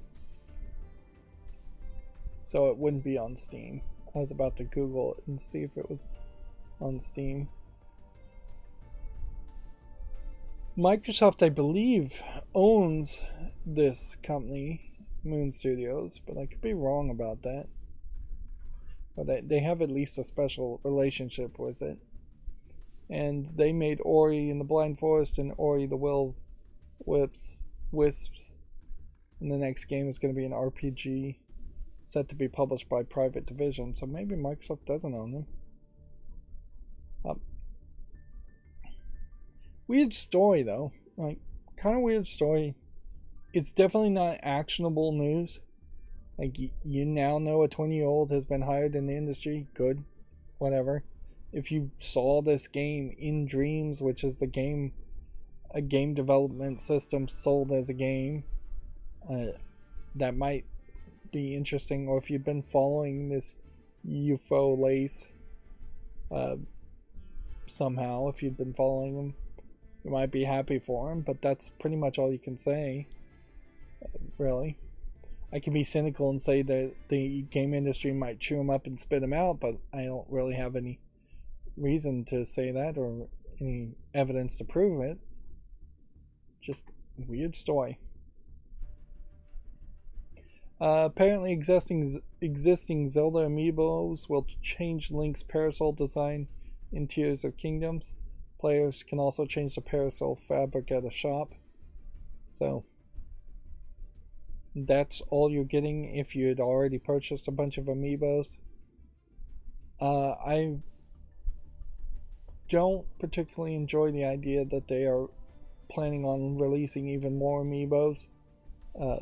I think a elimination of amiibos even now would be fine, even if they are planning on keeping the Switch going. The NFC technology has not been used for really anything else, and the amiibos toys to life concept is just not a good concept, and toys in general being sold, these little figurines being sold, is just not something I think modern kids care about that much. I've not heard a lot of kids talking about amiibos in the first place, but I would heavily suspect very few of them care about the fact that there's a figurine attached to the NFC tag and would just want the NFC tags. Particularly since you have these figurines on these permanent stands, so it's not even like you can take them off and play with them or set up a display or anything. You can put them on your shelf, but they won't even look that nice. They'll just look like little action figure toys that are not posable, not really playable with, have no play sets that go with them, and frankly I don't think kids really care that much about action figures at all. They don't light up, they don't make sounds, they don't do anything interactive at all. Perhaps if you had some kind of augmented reality element to it, that might be interesting, or even like photography element, but that would be dangerous. Certainly to have kids taking pictures with some kind of camera you gave them, which is why the Switch doesn't have a camera itself. There has never been a built-in collector, like virtual shelf for amiibos in the Switch, which you'd think day one there would have been a software that said, hey, every time you swipe an amiibo, there'll be a 3D model will be added to your virtual shelf to show off, and that you would have like some kind of virtual bedroom to represent all the things and decorations. Something like Animal Crossing where you're just decorating your room. But yeah, there's nothing like that.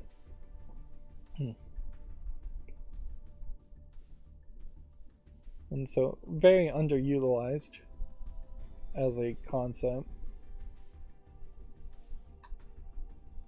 Moving on, analysts view the UK antitrust warning as a signal that the Activision deal is close to being approved.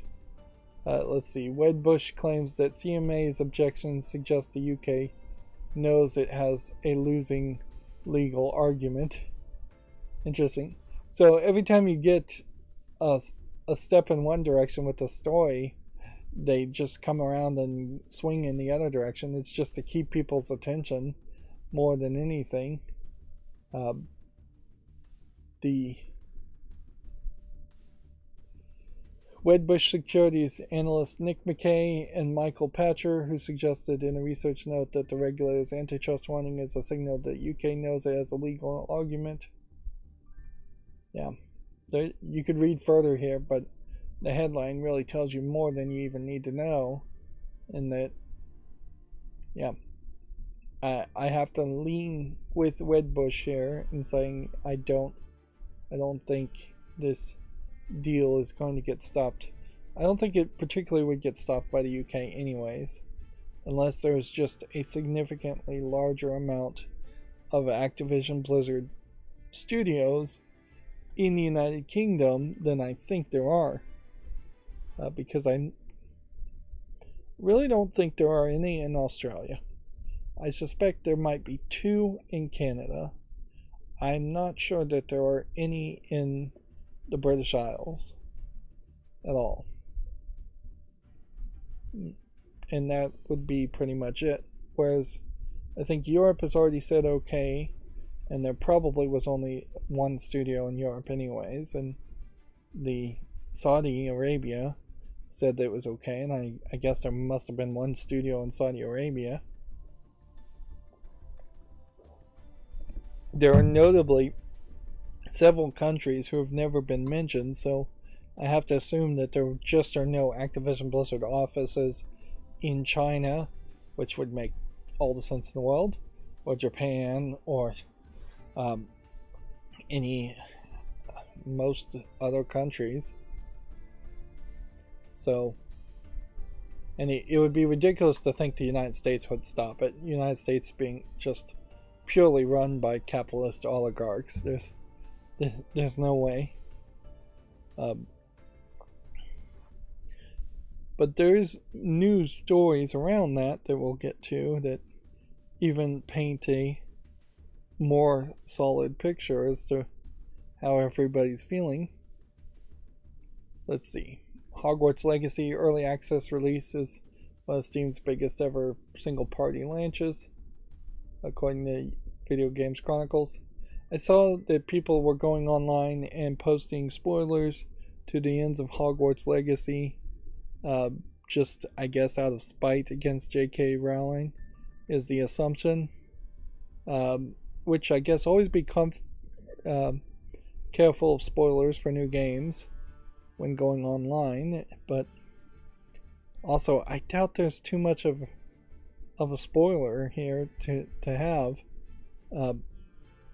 because you're playing as I understand it, you're playing as a generic character in Hogwarts, probably before the events of Harry Potter by several decades, if not hundreds of years. So it's probably pretty well known territory anyways. If the game introduces a new bad guy that's never been talked about again, and then you fight that new bad guy, I'd assume the new bad guy, if even such a thing exists, gets defeated. I mean, what other spoilers can you really have? The character nobly sacrifices themselves. The new bad guy reveals himself to be related to somebody you already know in the Harry Potter universe, or the main character you're playing as reveals themselves to be somebody. It's a little surprising, I guess, that there hasn't been any content around Harry Potter's parents, his biological parents. So if you told me that if you play as the female character in Hogwarts Legacy, that turns out to be Harry Potter's mother. If you play as a male character, that turns out to be his father. Like, that would be not super surprising twist, but kind of surprising. But yeah, people running around and spoiling the game certainly is not accomplishing much of anything. If anything, that is a prime example of armchair activism and the kind of things that earned social justice warriors their nickname as being social justice warriors, in that they are not actively doing anything effective or helpful to move legitimate causes forward, and instead are just doing very slacktivism style stuff, just lazy actions out of anger, out of spite, out of no real progress. To evoke Martin Luther King Jr. and the Black Rights Movement in particular, as far as my understanding of it, yes, there could have been, and there probably were, a lot of angry, mistreated, abused black people in America who were sitting around complaining and potentially plotting violent armed revolutions and violent actions to fight back against the Klan and just general racism. And that is something I think Martin Luther King Jr. particularly said, hey, that's not the way that this is going to get any good news press, at the very least, or get moderate people who are in the middle of the road on our sides. If we act like thugs, you'll just prove their accusations that you are thugs. That's somewhat of the problem with these anti-turf SJWs online, is that they're not really promoting feminism at all by running around attacking J.K. Rowling or trans rights. You're not promoting any of that by running around attacking J.K. Rowling or attacking people who just want to play Hogwarts Legacy. You very possibly are going to have somebody who just wanted to play a Hogwarts game now siding with the turf movement, or siding with J.K. Rowling because you spoiled their video game and their entertainment, their escapism. Moving on, Konami is selling its latest baseball game for $1 to try and reach a global audience. This is interesting. Interesting that you would sell it just for $1. You could probably do the same for $5, but yeah, this game has been around forever but never really popular in outside of Japan. I have to assume that this Power Pro series, which is not called that, it's called the Jikyo Powerful Pro Yak U. I have to assume that they're selling for $1 is not it's not very much of a game. Yeah, this definitely looks like a $1 game and looks like something that you would sell for $1 on a mobile platform, and yet this is still only being sold on the Switch and the PlayStation 4, so they still are kind of missing a beat there. This probably is a series that should be more popular, but I think they have versions of this game that look a lot better than this. This feels like this is just this feels like this is the first game in the series. Yeah, this is the first game. This is not the version they're releasing. So that is yet another example of just Video Games Chronicle confusing the issue by using a screenshot, or just having this pathetic obsession with having screenshots and then not really putting the right screenshots. Like every single Video Games Chronicle article tries to have a YouTube video attached to it and a screenshot attached to it on top of another headline or header image, and it's just trying to be too visual when a lot of times they just don't have the right visuals. Moving on, PUBG owner Crafton is opening his first Canadian AAA studio. They're making a game based on a fantasy novel called The Bird That Drinks Tears. I've never heard of the story, but I definitely don't read books, so it's no surprise that I haven't heard of the story. But basing any video game off of a novel is probably a good idea, because that saves you on the writing, and novels tend to be decent enough. It would be an interesting comparison to say whether the writing in video games on average are better or worse than the writing in books are on average, because almost certainly I'd say books are better because you have some powerhouses who write a massive amount and do a decent job, like Stephen King.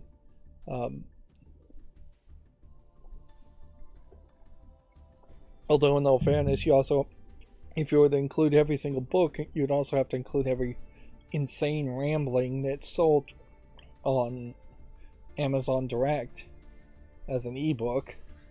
But yeah, if you were just to say all actually third-party published novels are written better on average than all third-party published games developed, excluding indie games and garbage games on Steam, then yeah, I imagine the novel's stories are better too. So yeah, it's not a bad idea. Of course, then if you do base a game off a novel, you probably have to pay some kind of royalty or licensing rights to it to the authors, and that's maybe too much for them to spend in the writing, particularly if you're just making a standard first-person shooter game. Like, do you really need a story that's that interesting?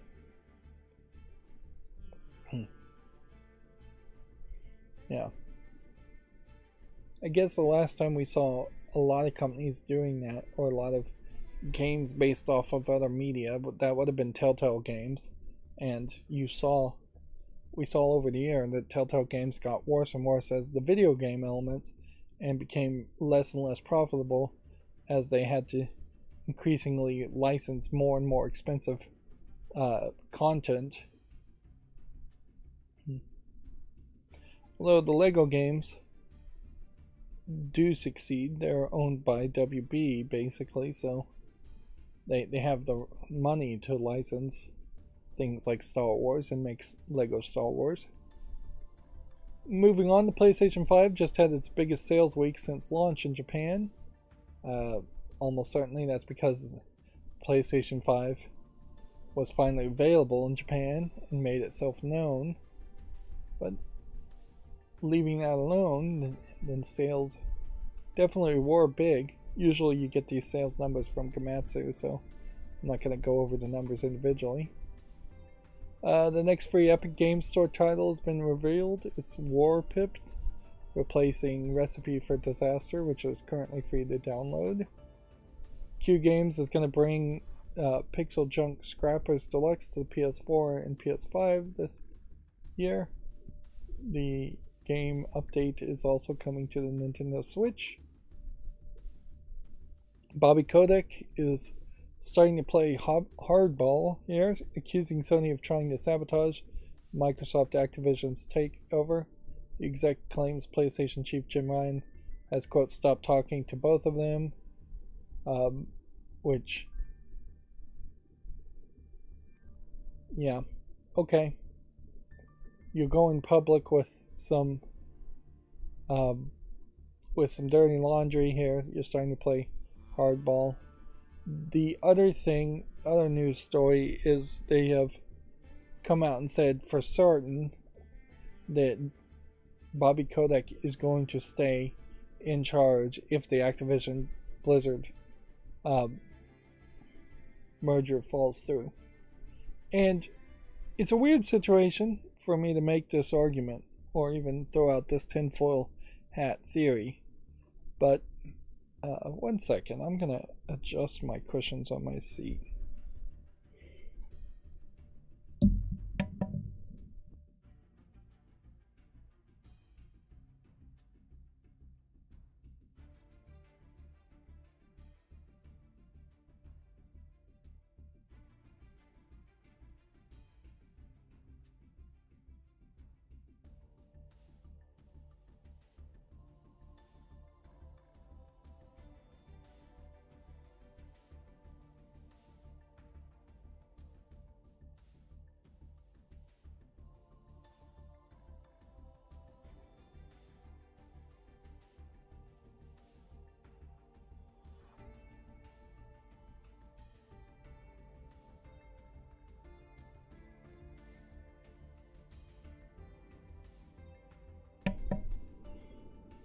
Yeah, sorry about that. I was just getting really uncomfortable. Yeah, they've come out and said that Bobby Kotick is going to be still in charge if the Activision Blizzard deal falls through. I think, much like Vince McMahon in the WWE, he probably just owns most, if not nearly all, of the stocks and shares, or he owns a majority at least, and so I don't think that there's a way he could be kicked out, or not easily. So let me throw out a tinfoil hat conspiracy theory. What if this is a Papa John situation? And it's hard to really even call it a Papa John situation, because even in the Papa John situation, it seems like Papa John was kind of guilty of, like, being stupid enough to say the N word in some kind of role play, and then allow his shareholders, who he should have known were trying to do a hostile takeover of his company, to do a hostile takeover of his position or his company. And so, yeah, I don't think that it's really that crazy to accuse Papa John of being stupid and really just allowing himself to be ousted from his own company. And maybe there will be a lawsuit 10 years down the line that finally wraps up where he gets back on the board. Meanwhile, Papa John Pizzas, I think they've somewhat recently gotten back to being kind of good, but that they severely went down in quality for many years, or for a long time after they ousted Papa John. But yeah, tinfoil hat theory, maybe that's exactly the case here, is that there's just a real effort to oust Bobby Kotick. Clearly from mainstream video game journalism, there's been no love lost around him. Everybody writes negatively about Bobby Kotick. Everybody hates him. And really, you would just have to be a contrarian, since not a single person has had a nice thing to say about him, really. You'd have to be a fairly large contrarian to think that maybe there are some redeeming qualities in his character. But it might be that he actually is kind of decent at running his job. I don't know. Like, Bobby Kotick very possibly may not be the main problem. If anything, I would be willing to put another tinfoil hat on and even believe a conspiracy theory that Bobby Kotick is actually trying to right the ship and clean up Activision Blizzard. But I don't know. Certainly I know rich people like him. Like, I don't think this Activision Blizzard acquisition would even have been on the table, or Microsoft would even have tried as hard as it is trying to acquire Activision Blizzard if it weren't for Bobby Kotick. Obviously they want him in charge during this acquisition. I wouldn't be surprised if Microsoft eventually kicks him to the curb, but they want him at least for the short-term transition.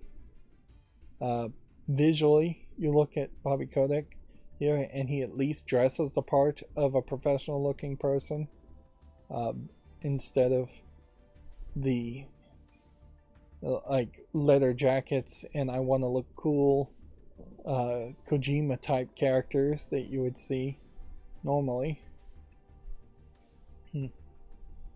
But yeah, taking off both tinfoil hats, who knows what's really going on behind the scenes.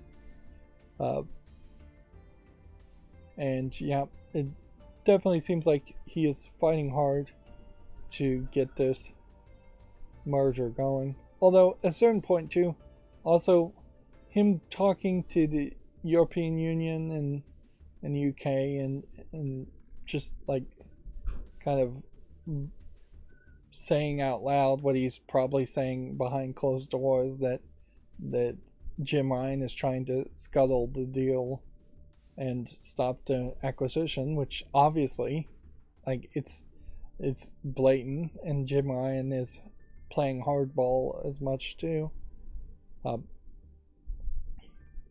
If anything, the best thing you can take from this is a perfect example where competition is not creating better products. If competition ever did create better products, which I don't think it really did, I think it was always a lie that competition creates either lower price products or better products. In video games, that has never really been the case. Like, what we aren't seeing right now is PlayStation funding the development of more games or trying to, like, purchase more game companies so that they could fund the development of more games or more, like, exclusives. We're not seeing Microsoft trying to acquire other companies while doing this acquisition. If anything, they're slowing down. And we're not seeing Microsoft trying to develop more games per se either. They instead just laid off a bunch of people. They're not seeing the price go down on any video games anywhere. And there's zero expectation, really, that the price would go down on video games if the Activision Blizzard deal went through. You're not seeing Activision Blizzard trying to make more games during this process or lower the price. So as consumers, we really don't have a dog in this fight, whether they get acquired or not. It's more just a hope. We're hoping that our football team that we pick, whether it's Microsoft or Sony, somehow rewards us for cheering strong enough for that football team, which that just won't happen. In the long run, yes, if the Activision Blizzard deal goes through, we may start to see Game Pass Activision Blizzard games, which maybe technically would reduce the cost of the games. But right now it's not doing that, certainly. We may see the end of Battle.net and start to see more Blizzard games and Activision games on Steam, or at least the Windows Store, so maybe better for PC gamers. But yeah, that's pretty much, again, just hopes.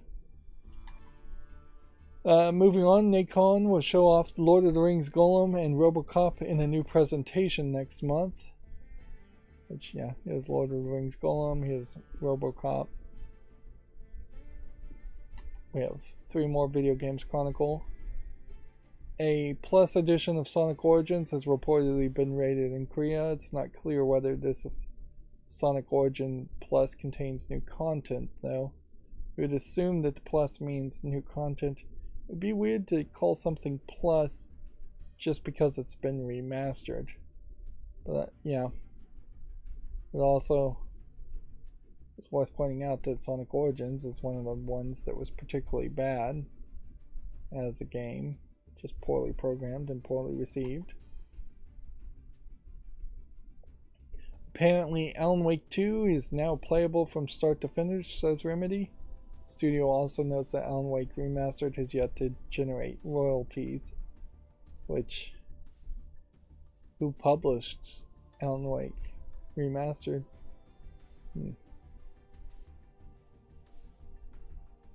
Let's see.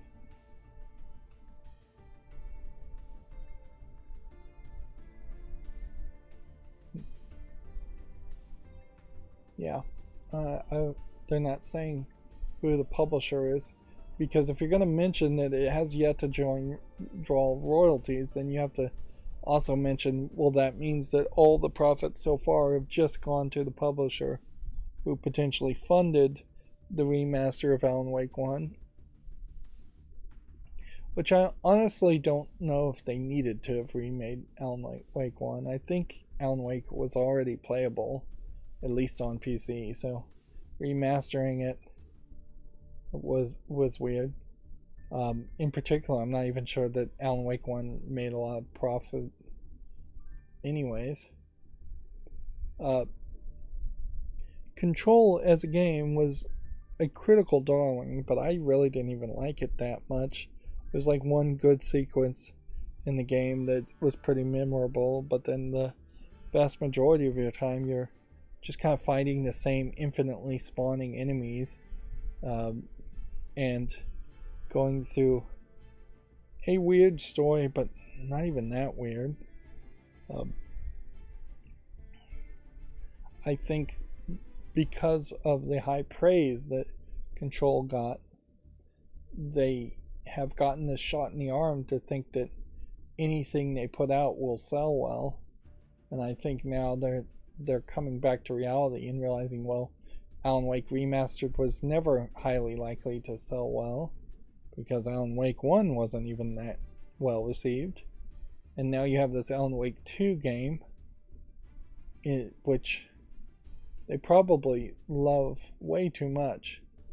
And they're saying it's playable from start to finish, which really does not mean anything at all.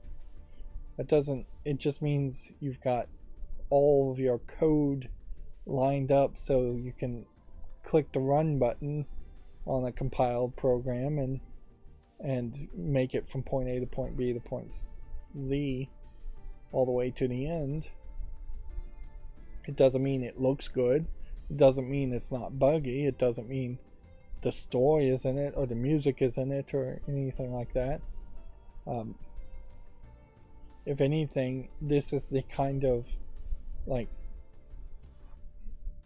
note you might send to a publisher, but not really a note that you should probably say out loud, because it only creates this idea that this game is close to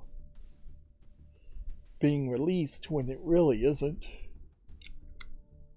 I wouldn't be surprised if Alan Wake 2 takes 2 years from now to come out minimum.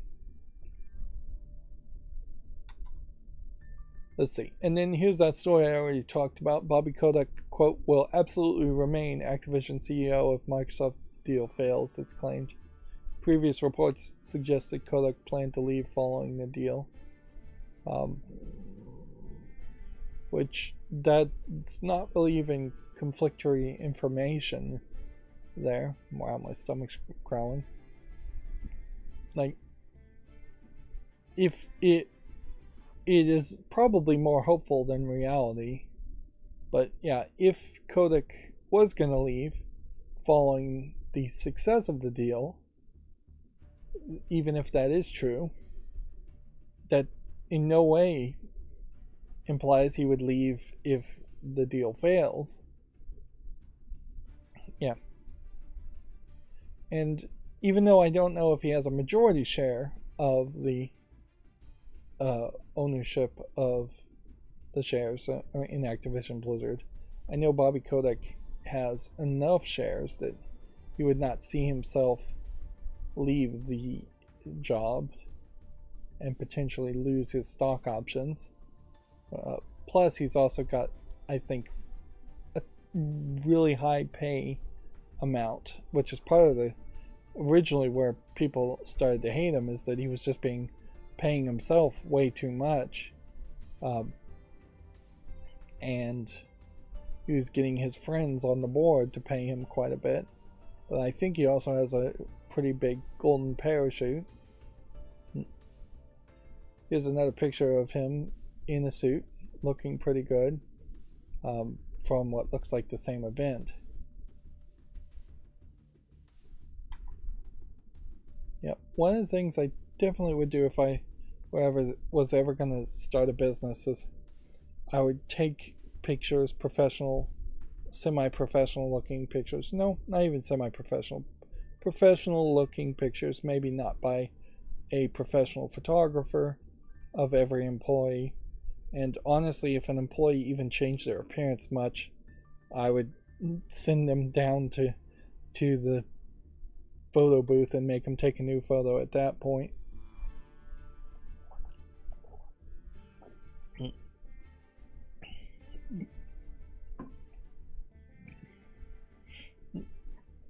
And I think most employees would probably enjoy that, depending on how you phrase it.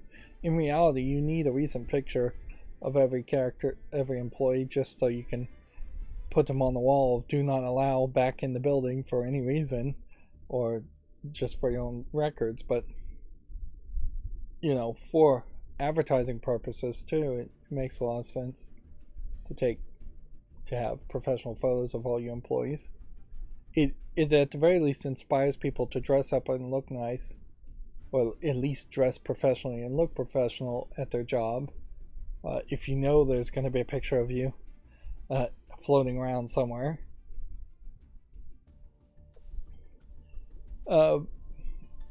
Moving on, we now are going through the Gematsu articles, and I think we can burn through these fairly quickly. Quicker, at least. Tears of the Kingdom has a second trailer and screenshots. Check out Gematsu, I guess. A free-to-play side-scrolling battle royale Dead Side Club launches in early access for PC on February 27th and the PS5 later. Famitsu sales have been updated.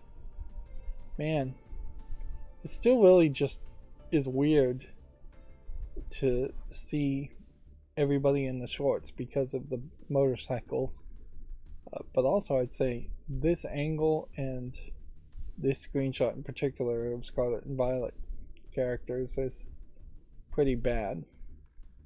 He's starting to see kind of low polygons. And look at the ear here. I guess if you're only paying attention to the Pokemon, that's harder to recognize. Certainly, but even the Pokemon are fairly low polygon. Let's see. Take the big news. Forspoken, I think, has dropped down to 12th place. Still selling 4,000 units. Nintendo Switch taking the top 11 places. Gran Turismo 7 in the 13th space. Nintendo Switch games taking everything between 21, then the PS4 version of One Piece Odyssey in the 22nd, and the PS5 version of One Piece Odyssey in the 26th, and Horizon Forbidden West in the 28th position. And the PlayStation 5, as far as hardware, selling pretty good too. You would have a hard time adding PlayStation 5 and PlayStation 5 Digital Edition and matching those numbers to the Switch OLED, Switch Lite, and Switch. The numbers, the PlayStation 5 numbers, still very much higher than that. 76,000 to 32,000, nearly doubling it. That being said, take notice where the Xbox Series S is. It seems to me, if I was to guess, what happens is when people hear that there are PlayStation 5s to purchase, people go and buy them. And because they're in the store already, they tend to buy an Xbox. Although Series S either was the only ones available or just the ones people are picking. And I suspect in most cases it's because it's as a secondary. Somebody goes into the store in Japan, they say, give me a PlayStation 5. Oh, while I'm here, give me an Xbox Series S too. But it may be they went for a PS5 and then they took the Series S instead because there was nothing, they had sold out on the PlayStation 5s. It's weird to see the PS4 and the Xbox Series X though in tiny numbers there. But yeah, it's a big amount of PlayStation units being sold, PS5s. Let's see, Fatal Frame Mask of the Lunar Eclipse for basically everything has a story trailer. If you want to check this out, this is the game that is a remake of one of the older Fatal Frame games, so this story trailer may spoil things, but if you've already played the game, you would already know. And then it's still a question, in my mind at least, whether we'll get the silly bikini type skins on the PC version. There have been in the past steps to kind of tone down the outfits, or remove the silly outfits, or sell them as DLC, only on PC and not on consoles. First and foremost, this is a horror game, so most of these silly outfits don't make sense if you're actually trying to have that horror experience. Although in all fairness, if you were trapped in a creepy house in your sleepwear, that would be creepier than being trapped in a house in regular clothing.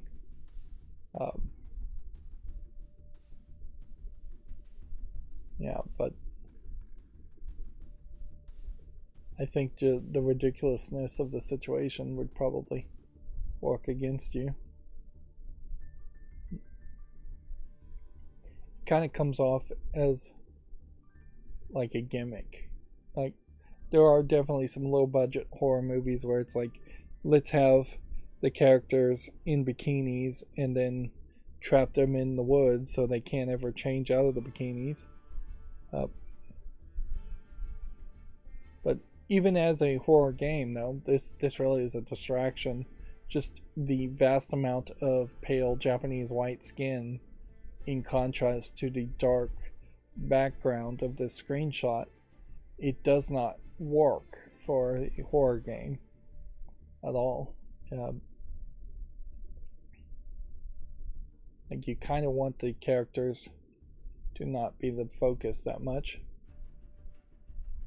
But this is definitely one of the games that is slowly getting censored or slowly getting localized, as they often describe it in the West, to the point where they're going to change the artistic intent, because no amount of fan demand puts these characters in a bikini. It's the creators of the game that do that. And I have to also applaud having some beefcake here and on top of all your cheesecake, because very rarely in Japan do you get guys in being shown off as objects of desire, unless it's a gay game, and there aren't that many gay games. Let's see, moving on. Monster Menu, the Scavenger's Cookbook, launches May 23rd in North America, May 6th in Europe. This is some kind of strategy RPG, I guess. Yep, that's what it looks like, with some kind of cooking mini game element, which may not really be that much.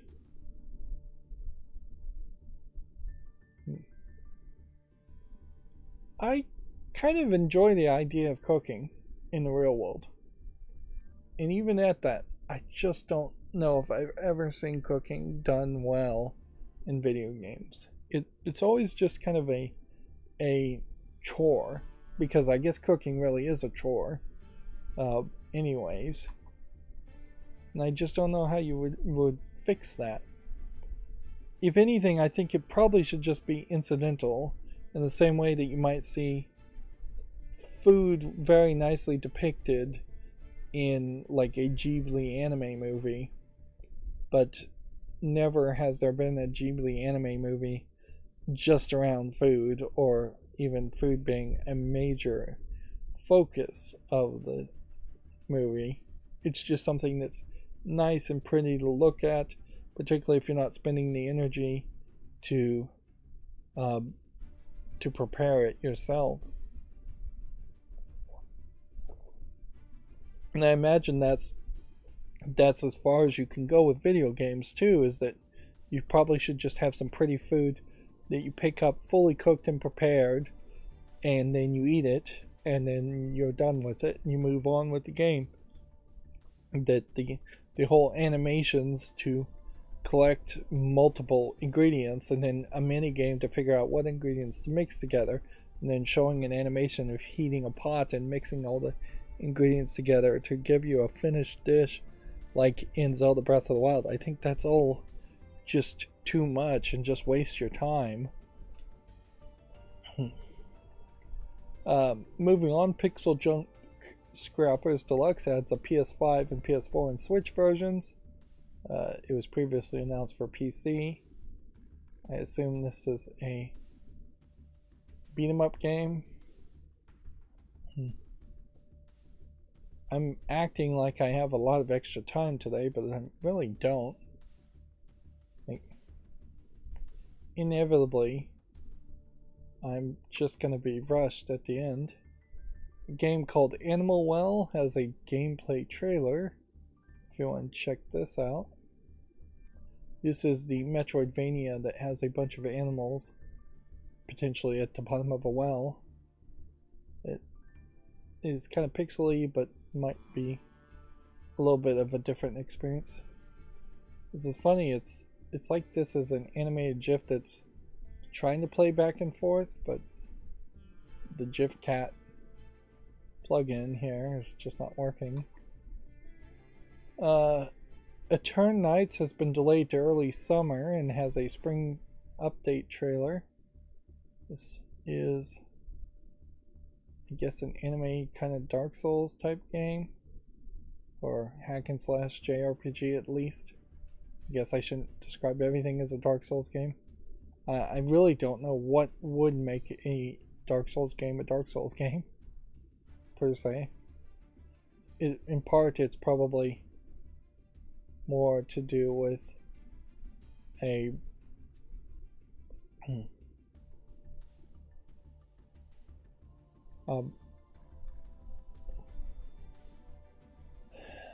the brutal difficulty around the game, like Dark Souls. Apparently this guy can turn his arm into other things, which I guess that's a gimmick. Yeah, he summons a sword on his arm or turns his arm into a sword.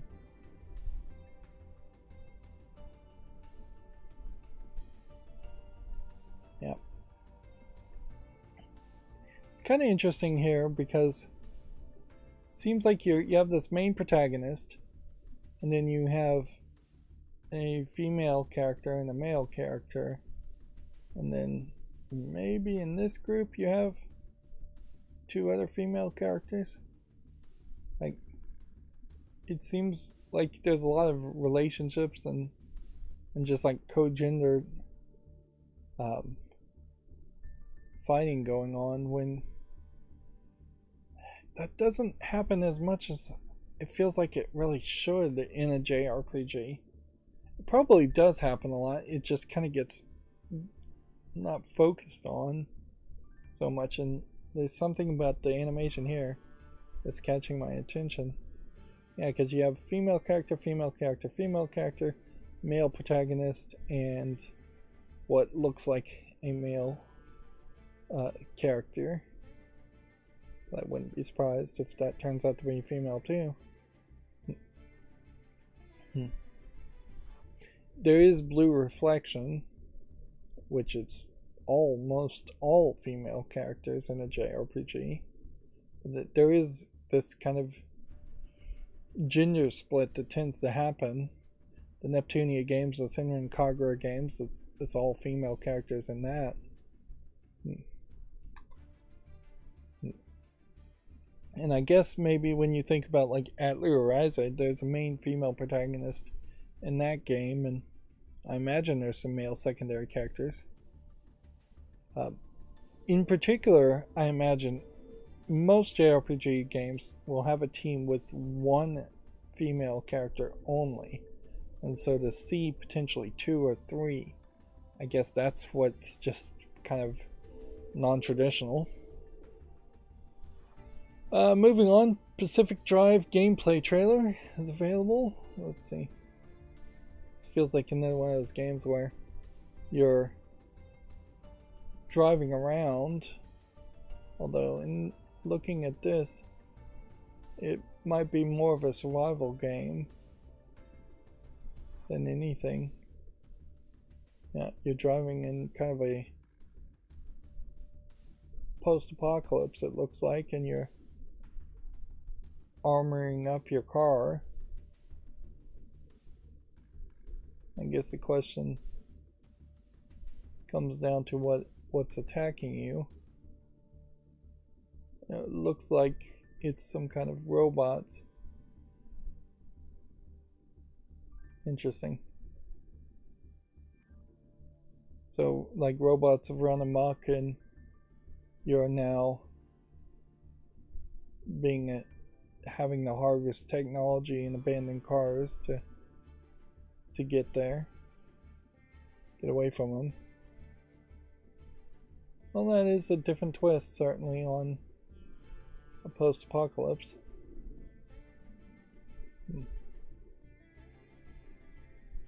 That looks kind of interesting. Moving on, a game called Crime Boss Rocky. I don't know how you say that. Rocky City. First episode, Lost Candy trailers. Retrieve your shipment of lost candy. The screenshot looks very nicely polished. I wonder, though, how much of a game is here. Let's see. If we come over here, since it's age restricted, and say watch it on YouTube. Let's see. May contain content inappropriate for children, it says, from 505 Games. Okay. So I'm seeing strippers on stripper poles, in bikinis, and character with cleavage. One of the things that's noticeable here is that they seem to be doing face scan technology and famous actors playing characters. It's an interesting thought, particularly if maybe there's a lack of interest in playing as the bad guy or doing crime dramas on TV or movies, and that would work better in video games. They say it's a first-person shooter, and it's taken a while to get to the first-person shooting part here. Of course, when looking at the first-person shooting stuff, it's kind of nothing. That being said, I don't want to sit here forever with not showing it, but yeah, the cutscenes seem to be way better animated than the actual gameplay.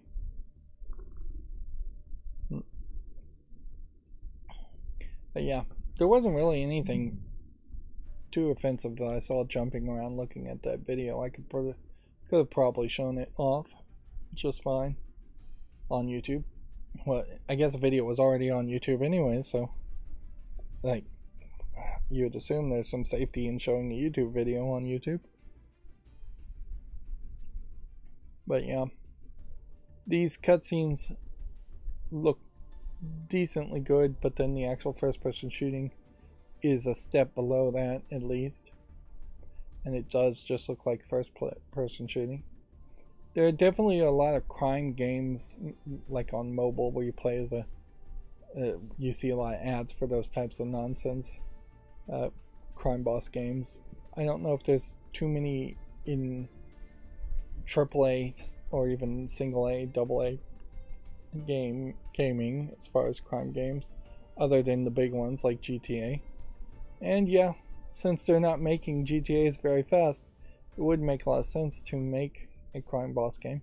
That being said, Saints Row came out relatively recently. It was like 170 days ago, and that flopped horribly. Moving on, the Idolmaster Tours has been announced for arcades, which it's a little shocking to say anything is coming out in arcades. This is seemingly a DJ simulation game you would play in the arcades, where you're moving up and down faders, I guess, and then hitting pads, which the pads on a mixer like this would either play a sound effect or mute, I would assume. Although you could probably program them to add reverb or do some kind of effect, depending on the device you have, the device this is supposed to represent. But yeah, that seems like a weird mini game if you literally were turning up and turning down the microphones of these three Idolmaster singers. And inherently, if we go back and look at this, I can't help but assume you're having to look down a lot to play a game like this, and so you don't even get to look at the anime idols. And you certainly could make an argument too that there's reasons to complain about anime Idolmaster characters becoming so beloved and getting so much attention when that was once the realm of real world people, real world anime, no, real world Japanese girls and boys maybe making a small career of themselves or gaining some popularity. Let's see. Disgaea 7 Vows of the Virtuelist shipments and digital sales have topped 50,000. That's actually that's really a large amount. 30,000 of them seem to have been sold digitally, so very little physical versions, which that's kind of believable too, because this is not really a series that I think sells well in physical form. I don't think you would buy Disgaea 7 on the storefront at a video game store for your kids. You'd have to kind of know already what the Disgaea series is by the time you're at the 7th one.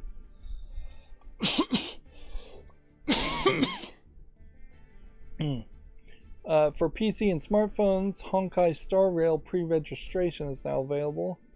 It's an Epic Games Store exclusive. I assume this is related to the other Honkai mobile phone game.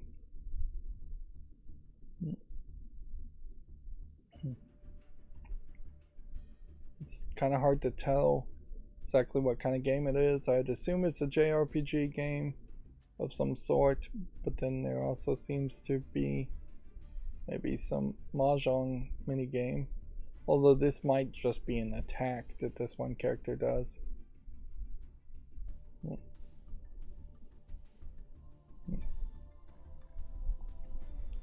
Several trailers says it's a turn-based RPG. Okay, I'll leave it at that.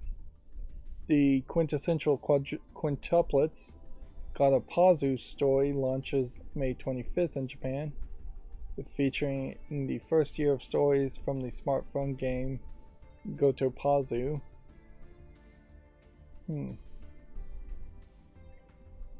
So it's quintuplets, which would be 5 or 4. That's weird. And then, so you've got these 5 anime girls, and each one of them have this like little head characters. They really don't look like they even have bodies, but and I assume these aren't supposed to just be their kids. These are probably like moe versions of them, or chibi versions of them. I kind of wish I knew what kind of game it is, but I guess it's just a visual novel.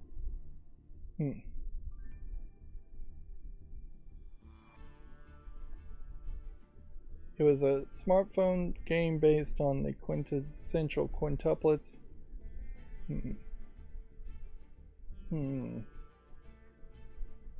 So it seems like it's a smartphone based visual novel collection. It must have been fairly popular as a smartphone based visual novel. Honestly, smartphone based visual novels do make a lot of sense. I'm surprised we haven't seen more of those in the West. Let's see, moving on. The Dragon Quest series producer Ryota Aomi has left Square Enix, which this is yet another example of somebody leaving Square Enix, and yet it is probably a much bigger deal because it's a Japanese person leaving Square Enix instead of just Square Enix getting rid of or pushing out a Western company or Western people. The quote here is, "I've now begun a quote new adventure at the next company," which that also makes it seem like he'd already been working for the next company. This probably won't completely destroy the rabid fandom around the Dragon Quest series, but I could see if the Dragon Quest series got off of its recipe and started to make different types of Dragon Quest games that people don't like, that eventually people might buy it less. That being said, they had like 15 Dragon Quest games they announced 2 or 3 years ago, so I wouldn't be surprised if that was when he first gave them word that he was thinking about leaving, and then they demanded the development for a whole bunch of other games. He says, "I've been working at Square Enix for 13 years and he's worked on Dragon Quest for 16 years, including the development period at my last job." Yep. The quote continues, "I've now begun a quote new adventure at the next company. I'd like to tell you about where I'm at and what I'm doing, so please wait just a little longer." Yeah, it seems like very quicker than I've ever seen before, he's going to come out and announce that he's with a new company doing something different. Now, what would suck here is if he left Square Enix and joins, say, Konami. I wouldn't be super surprised if he went over to Nintendo, but that would be fairly weird if anyone with any real name attached or any real like fandom attached to them would be hired by Nintendo, because they effectively can't have anybody compete with Shigeru Miyamoto, as it were. He's the only name anybody is supposed to know as far as Nintendo.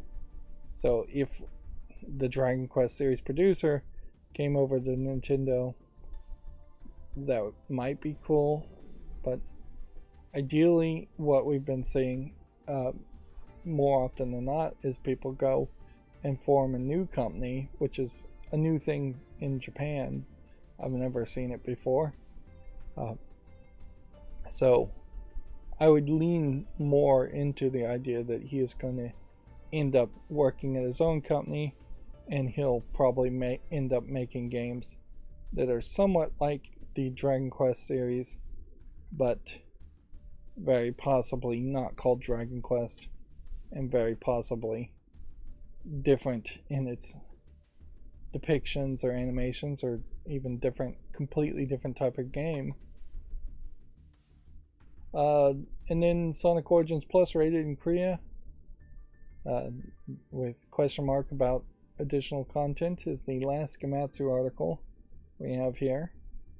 And then we're about to look at the games on Steam, so I probably need to always blur the first game.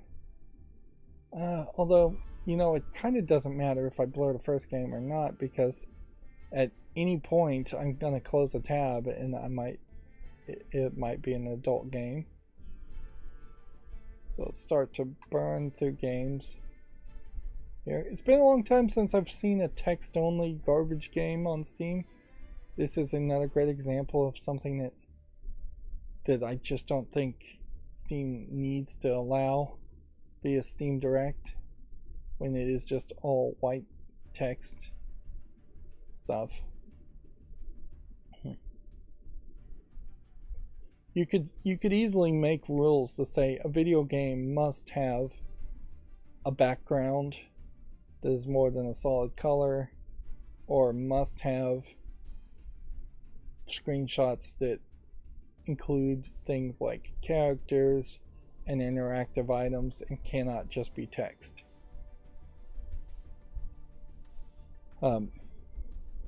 Yeah, you could draw a line and say, hey, if your game is text only, or the majority of it looks to be text elements, that is an interactive novel. It is not an interactive video game. There's no video in this game. And arguably, a lot of visual novels maybe don't actually have video in them either, but you can at least say they have pictures in them. Here we have Winnie the Pooh, the serial killer. Winnie the Pooh now in the public domain, so nobody can really sue you for this. Although if you took some of the elements from the Winnie the Pooh Disney movie, they could still sue you for those elements. Characters like Eeyore, I think, may have been added in the movie. Which in part, there is perhaps an argument that if something's in the public domain and you add a new character to something in the public domain, that should just by default also be in the public domain. Let's see, Tal Arctic 5 doesn't look like anything. We have something called They Love Them, which seems to be a match 3 game trying to sell itself more on being LGBTQ+, I think, than anything else. But it just doesn't look like there's enough here on the screenshots. Like when you have one screenshot that shows this, and then your next screenshot shows almost the exact same thing with just a different puzzle board, and then your next screenshot is almost exactly the same thing with a different character, that implies to me that there's really only 2 characters in the game, and it's just not enough there. Nowhere close to the amount of content you would see in something like Honey Pop. 84 cents if you're interested. Yeah, I finally broke myself of the habit of trying to show the price of every game, and that sped up this process somewhat, but there's still just a minimum amount of time that's going to be spent on each of these games if I actually have to look at them. Again, it is Friday, so I do suspect we might see an adult game. May not see that many, since an interesting looking vampire lady, but otherwise this game does not quite look polished enough. Vampire slaying as a game is an interesting idea.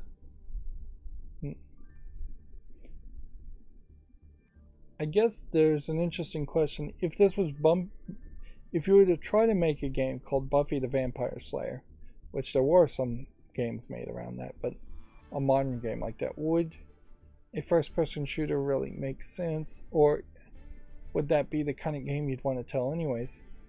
Like, particularly if it's around Buffy, you're really telling stories. The good parts of Buffy are not the fighting of vampires. They very, about halfway through the series, they really show that most of the action sequences are unimportant and most of the fighting is unimportant. And it really is just more about characters and story and dialogue. So I think something closer to a Telltale game would potentially make more sense for a vampire slaying Buffy game in particular. If you're talking just generic vampire slaying, I don't know how interesting it really is to kill vampires over and over again either. Like it's too simplistic that you're just going to end up staking people through the heart over and over again. It's much more interesting to play as a vampire and have vampire abilities. I suppose the masquerade of the vampire role playing really shows that too, is that the thing that interests people about vampires is the personalities and the talking and the intrigue, and not the how they die or how they attack elements.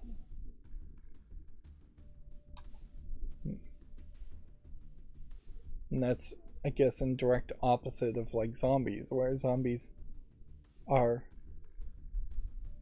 fairly easy to kill and mindless and don't have any dialogue or characterization to them, so they become interesting in the vast mobs of them. They are easy cannon fodder to shoot and kill. What's this? THM once upon a time. Rhythm once upon a time? Yeah. Might be something there. Rune teller. Nope. Astral coconut. Nope. I moved the mouse over here so I don't click on something when I hit my middle mouse button, which I have a plugin installed on Firefox. Yeah, I've completely stopped with using Chrome, and everything has worked.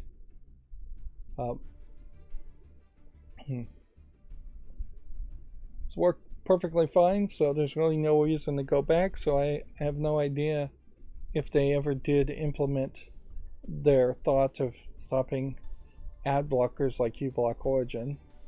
Seems like everybody jumped ship before anybody ever actually complained about it, but they probably just haven't implemented this. Alright, so we have an adult game here called Tits Okay, Tits Fine, Lewd Me Darling, which I don't know what that really means.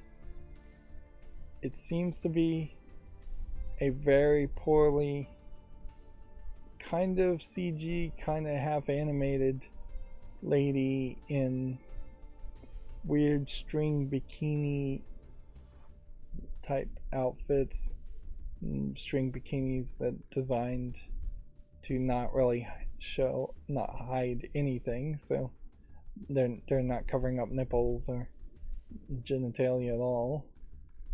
So I don't know if there's a better word to use there. It seems like there's some kind of meteors in some kind of sex simulator, but it seems to be that there's no guys or other characters in it, and yeah, I have no idea why you would want to play the game, because it doesn't look good, and that would be the one thing you'd sell it on. It's $2.99. It's English only.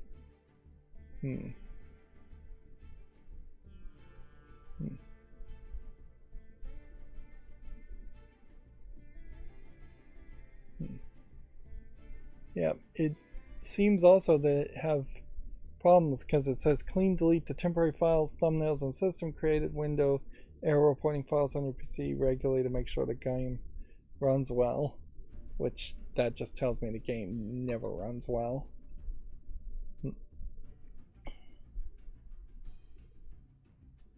Yeah. So I would put that more in the category of a realistic looking game, but not particularly a very polished one. I wouldn't really put it in the category of even a 3D CGI looking game, though. Definitely not the Moe anime style, at least. I can say that. But yeah, even though we have been seeing fairly consistent releases of kind of anime looking games in the adult sections, we definitely have not been seeing any Moe kawaii type art styles that much. And even if we are, we're definitely not seeing any that are in the schoolgirl outfits, if that's what you're looking for. Solve a series of murders in a hidden object game. I guess there's a potential game there. Even outside of the adult section, we're seeing fewer and fewer of the Moe art styles, particularly in schoolgirl outfits.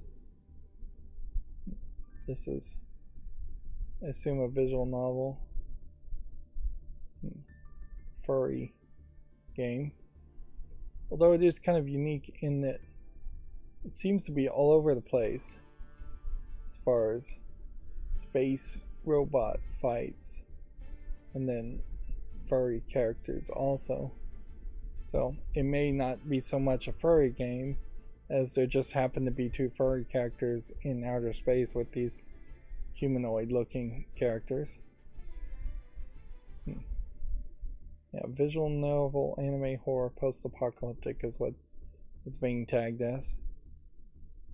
Is there anything here that I would want to make a YouTube short around?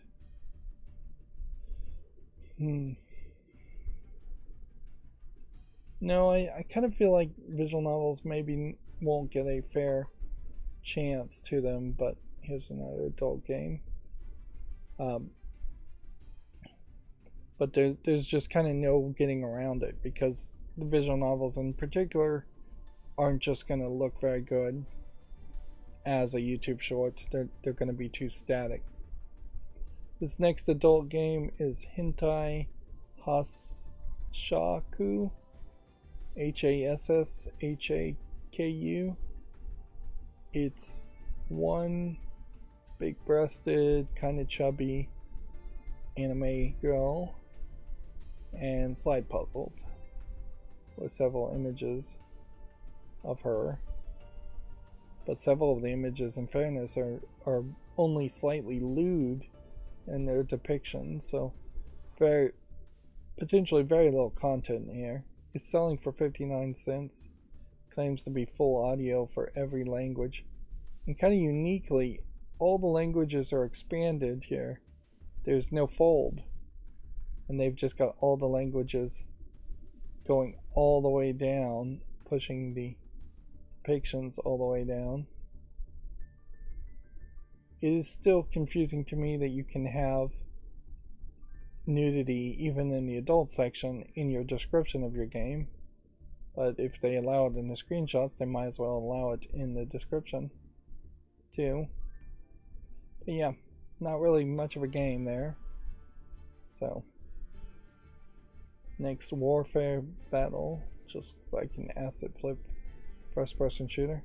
Although in all fairness, you could make a game like this and this could be really good, and I would just immediately dismiss it anyways.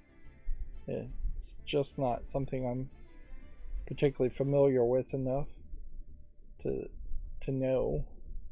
But I would assume if there was something really special here, you would see it. There would be kind of more buildings, more detail, more characters on the screen.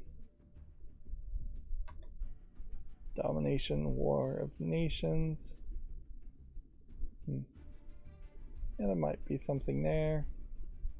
My macro was messing up, so I may have run the macro a couple times. So we might go in circles here and end up going back to news. Not Born to be King.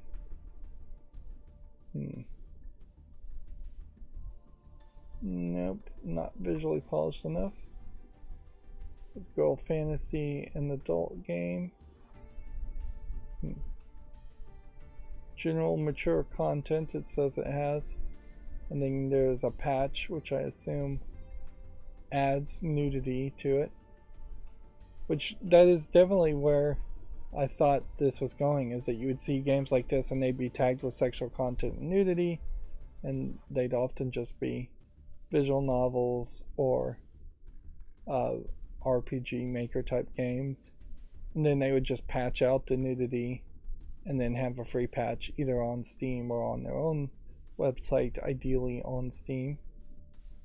This does create an interesting point that the trailer here is obviously showing her in her underwear, and there definitely are some romantic lewd poses being shown here, and she does seem like she's almost in a schoolgirl outfit, but I guess maybe not quite in that. There's no coat jacket with a there's no like blazer jacket with a logo that she's wearing. Inherently, this was always the insanity around the idea of Steam saying they can't be in schoolgirl outfits, when basically any Japanese outfit, any skirt and any shirt with a tie could be a school outfit in Japan. That they're not that uniform. Is there a reason to do a YouTube short around this?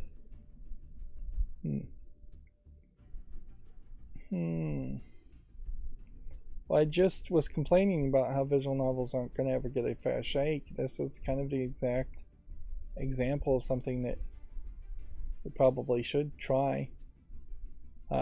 If not specifically to highlight girl fantasy, just to specifically highlight visual novels in general, because for every one of these games that I can potentially make a YouTube short around, there's going to be like 5 of them that I can't.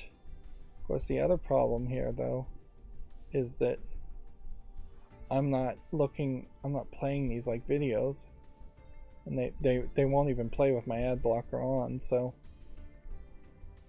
that becomes an issue too, where if I make a YouTube short and the YouTube short is showing the video and the video has something more inappropriate than the screenshots, I wouldn't know that. Now, that has always been the issue, though.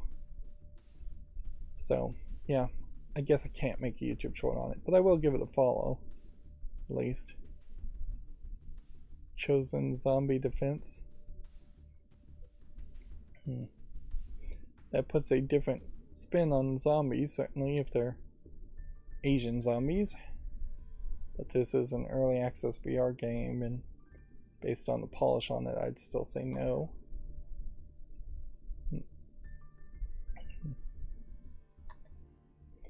I still am potentially looking for better opportunities to make different shorts or better shorts. The first step would probably be to vary up the music or do something more with the audio. I did see somebody make a YouTube short talking about games that have demos for the Steam Next Fest, and they were just kind of describing the games with a verbal audio over it. Here's another game tagged with sexual content and nudity, and it has yet another patch. I mean, wasn't this the exact thing that Steam was saying no to? It really does feel like there's just an inconsistency, or maybe that somebody different is now in charge.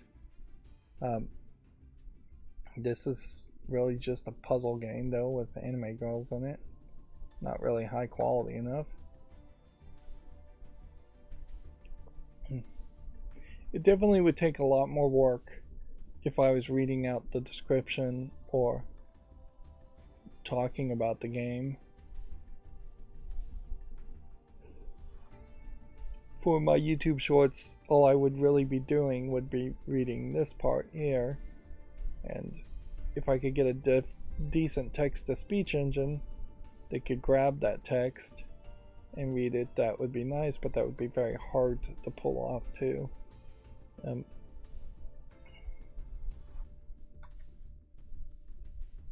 Yeah, if I could just automate the whole thing. Even if I did automate the thing, then it would just be a text-to-speech engine that was doing it. The step forward around that would be to have the text-to-speech engine sound like me, so it sounds like I am saying it, instead of having just some random guy or girl text-to-speech audio play. Wish it was morning all the time.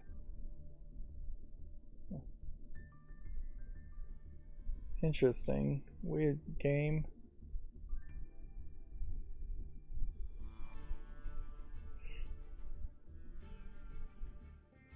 I probably do want to highlight more weird games as far as YouTube Shorts. Yeah, and I'm still getting a massive amount of views, or a lot of views at least. Although, it is possible, I could see the argument that maybe the number of views I'm getting is still kind of small. Like, for me, 22 views is a lot in the first hour for a real successful YouTube short creator. Anything less than 10,000 views in the first hour might be a disappointment. Styling Shop VR. Well, as a VR game, I probably would say no to this. It also seems a little weird. Seems like you're painting on the clothing to the character. Yeah.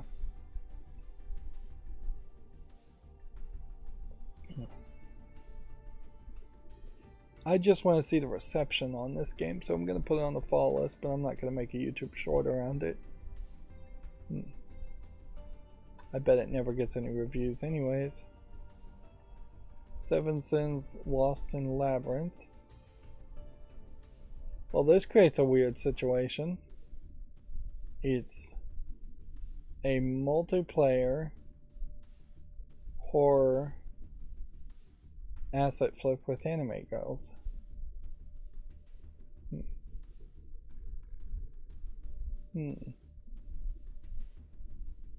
But then there is some level of like creepy ghost elements to it. And it kind of does look a little polished, although in the background you can see there's basically no detail. But then it's just anime girls. It almost feels like this is a half-finished product, and to shove it out the door, they just went to the Unity asset store and bought a bunch of anime girls, a bunch of animations.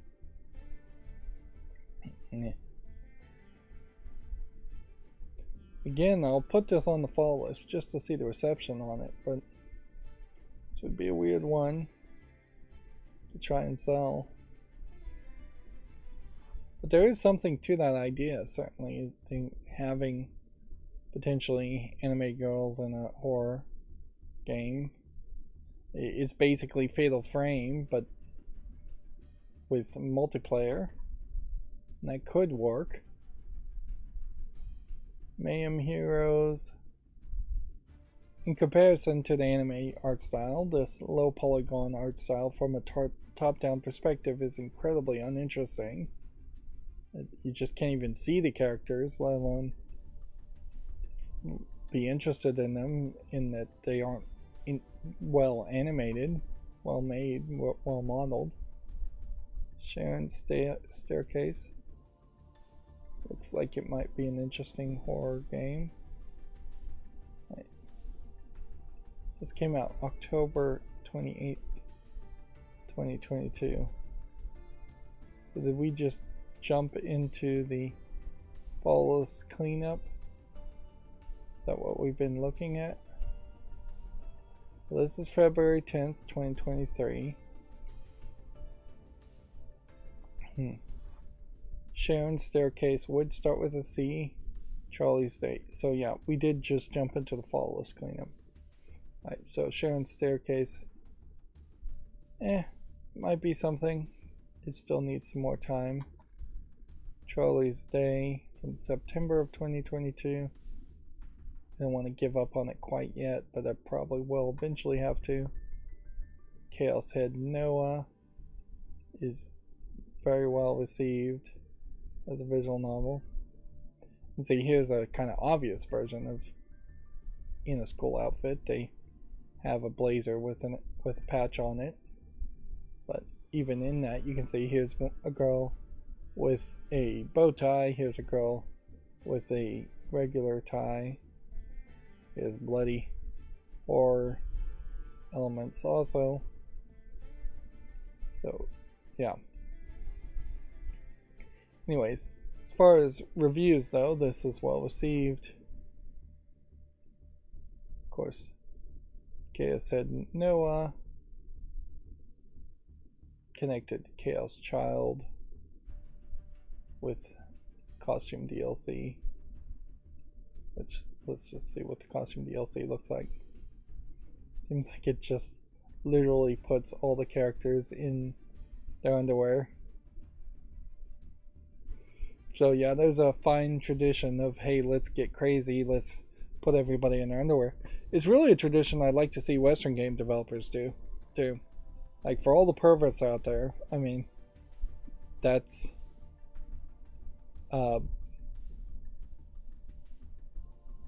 that why not sell to the people who want that as its own separate thing, particularly also if you're making it its own separate thing so it doesn't break the true story. Now, interestingly, it says a portion of Sierra's costumes are not included, which does imply to me that there might be a younger looking character that they've decided not to include. Of the screenshots, I would assume that this is Sierra. But yeah, there's no games out there like that. No Western games that would dare to do such a thing. And it doesn't have to just be lewd stuff, it can be silly stuff too. It's weird that like the Street Fighter games don't have DLC, or the Killer Instinct games don't have a lot of DLC for weird outfits or silly outfits. This Chaos Galaxy 2 is rated very positively, but yeah, I just don't think it's the type of game I'd want to play. So I'm gonna get rid of it from the fall list.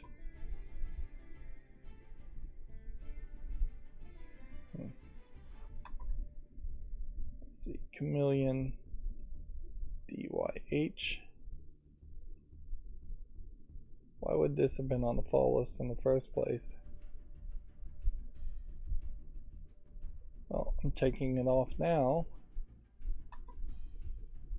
Chambers of Devious Design. It's a chamber building puzzle building game. It's 92% positive, so I'll put that on the wish list. Let's make sure it's not in early access. It's a base building game where you're building trap chambers, I believe. Chain to Victorian Nightmare is mixed. Which, yeah. You don't get a lot of Victorian horror stories or stories in general. But you would think that there would be more, like The Christmas Story, which is kind of horrific. Chai is nothing, and I don't know why it was on the fall list in the first place. I guess the thought was that it might be a card game.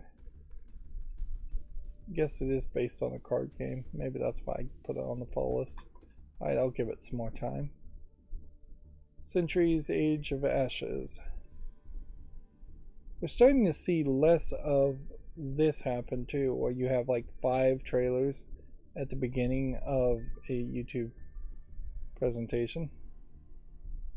So free to play with a lot of DLC. Online PvP only. Well, this is well received as a dragon flying around game, and I could certainly see why it would be on the fall list, because I would love to see a dragon flying around game, but there's no single player here, so I can't put that on a wish list. But check out Century Ages of Ashes if this looks interesting to you. Centipede Recharged is very positive, so I guess that's relevant enough as an update to Centipede. Cemetery Mary. It doesn't look that polished visually. And that is definitely the thing about a visual novel, is that it's got to look really, really good for me to be interested in covering it. Even if it's a free game. Like, check this out if you're interested, I suppose. It is very positive, and I imagine why it's very positive is because it is free. You don't have to hold to that higher standard. Interesting. Went backwards instead of forwards there when I closed that tab. And then we're at our GameDeveloper.com articles, and we're already 3 hours and 20 minutes here. And I am very glad I didn't decide to try and record something else, then stream after that, which was the mistake that I potentially would have made today. Sonic Frontiers has topped 2.9 million sales in under 2 months, which sounds like a big number. Nintendo Switch Online adds Game Boy and Game Boy Color titles, which, okay, I already know. Apparently, Nintendo has no plans for Nintendo Switch price cuts. The Nintendo Switch price point will remain as they are, said the president Shuntaro Furukawa. Which, yeah, I don't see any reason why they would reduce the price at all. Even if they announced the Switch 2, I wouldn't be surprised if they didn't reduce the price of the Switch 1.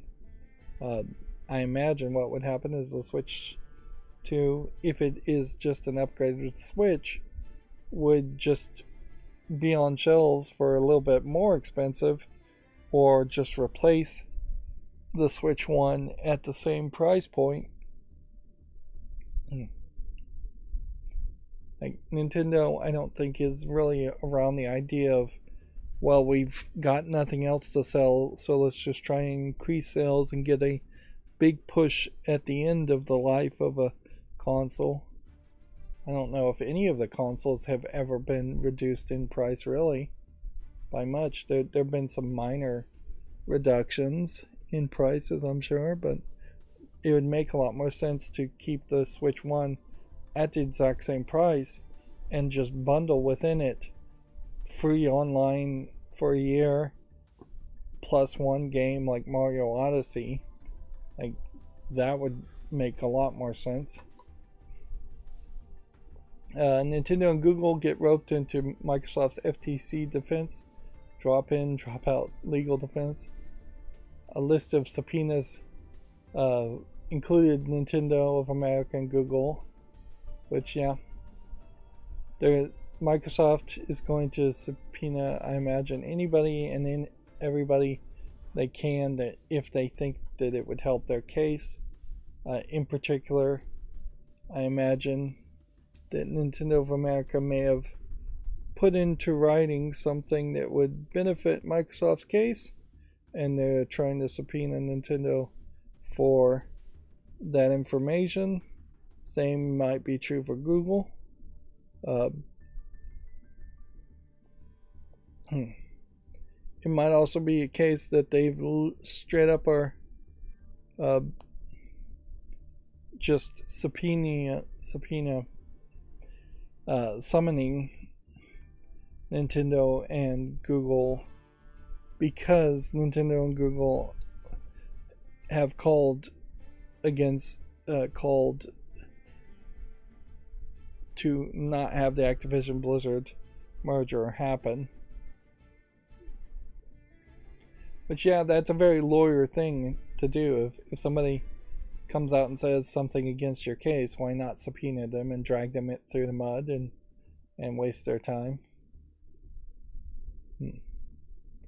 And because court cases, at their heart, are built on the pretense of finding out the truth and seeking out the truth, if you get subpoenaed into a court case, it's fairly difficult to then recuse yourself from that and say, no, I don't want to be involved in this court case at all. I don't want to have to produce any evidence or hire lawyers to produce any evidence that you're trying to subpoena for me. You can potentially convince a judge to file some kind of injunction or nullify a subpoena if it just blatantly looks like harassment, but it's not even really in the judge's interest to do that at all. Or you could potentially talk to the lawyers on the other side and say, hey, can you help us with this subpoena? But that too may not get you very far. This article in the middle of its paragraph here goes, it's not known what information Microsoft or Activision wants specifically from either company, but like with Sony, the two game publishers may just be looking for anything that would discredit the FTC's attempts to stop their merger, which they previously said they wanted to complete by June 2023. Yeah. We've definitely heard far too much news or reporting around this merger. Just get it over with is what I think most gamers are thinking, and certainly it's what I'm thinking. Just get it over with, even if it's a bad thing in the long run. Just let it happen.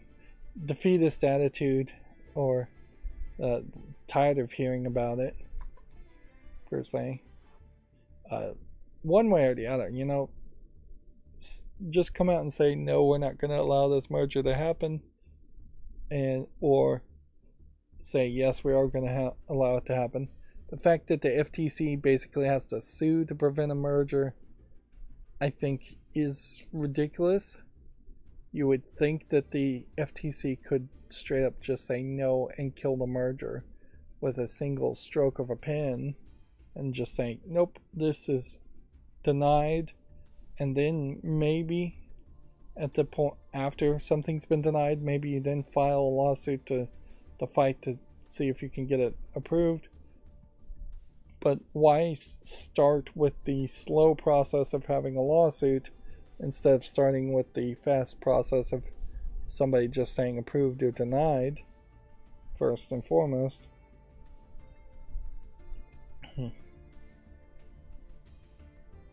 Moving on, Jean Guston, I assume that's how you pronounce that, a longtime Assassin's Creed creative director, has left Ubisoft Montreal. Guston previously worked on Ubisoft Montreal's mid-range Assassin's Creed games, including Assassin's Creed 4 and Assassin's Creed Origins. Mid-range, I guess, meaning in the serialized chronological order of release. Yeah. I wouldn't be surprised if a lot more people start to leave Ubisoft in general. Ubisoft doesn't sound like a very happy place to work at the moment. And I imagine you could go one place or the other. It is also possible that he's leaving to work for somebody else, the new Ubisoft, instead of the shell of the current Ubisoft. Let's see, does he say?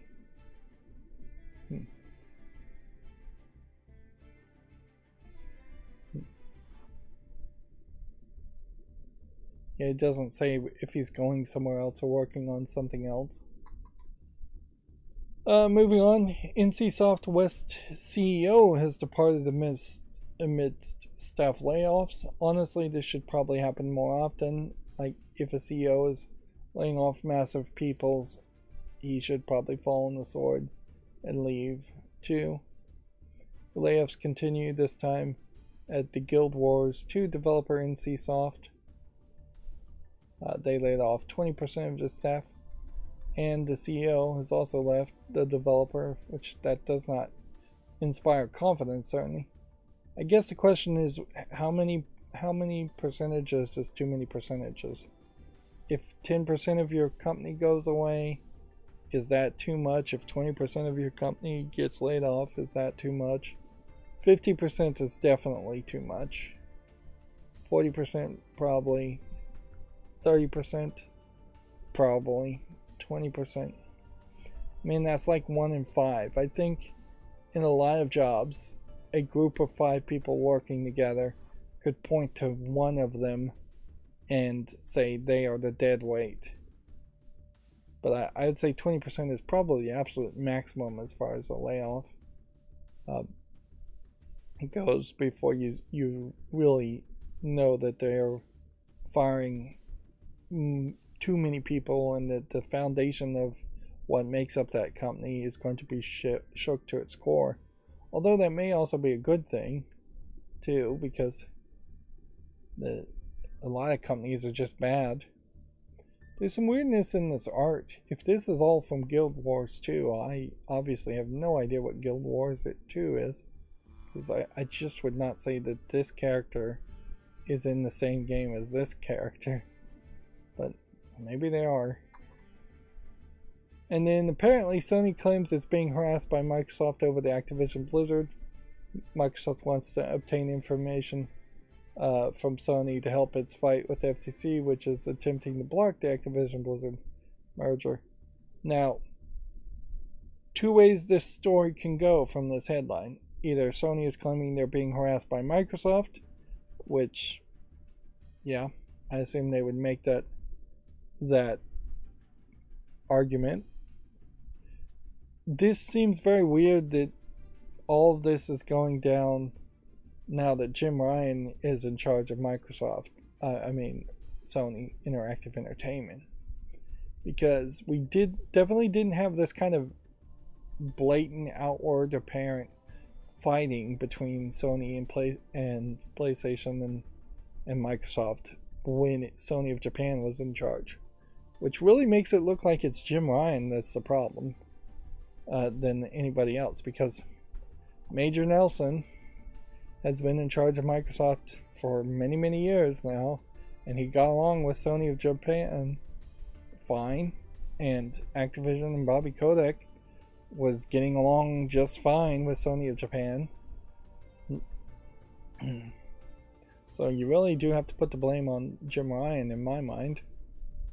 The other way this story certainly could go is that Sony claims it's being attacked by Microsoft fanboys, which that would be a pathetic claim. And yeah, I'm sure there's probably always some level of harassment on Twitter against PlayStation and Sony, but I doubt it's any level of harassment that is worth mentioning. If you're going to run a giant company like Sony Interactive Entertainment, you're going to get some hate mail. It's just going to happen. In fact, you can be incredibly small as a company and get hate mail. I also want to say this logo looks awful. Like it is almost like a fake red green 3D with where the dots seem to be overlapping and very distracting, and definitely not in line with the pure white background of a PlayStation that you'd usually see.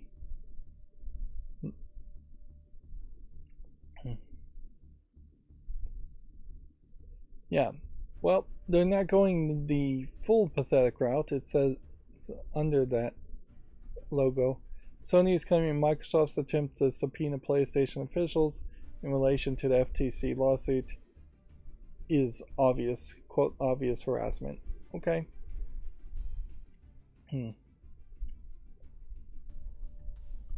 Which, yeah, it'll be an interesting insight into the court system to see if these subpoenas do get shut down. Honestly, I don't know how much actual legal force a subpoena has from lawyers. I imagine the process is that a lawyer can subpoena or ask for a subpoena of certain things. A lawyer may be able to even directly ask that stuff and call the subpoena directly to somebody. So Microsoft's lawyer could potentially send a letter, call the subpoena to PlayStation for information. But it may not really have the legal force or any kind of punishment if they just ignored it and didn't respond to it.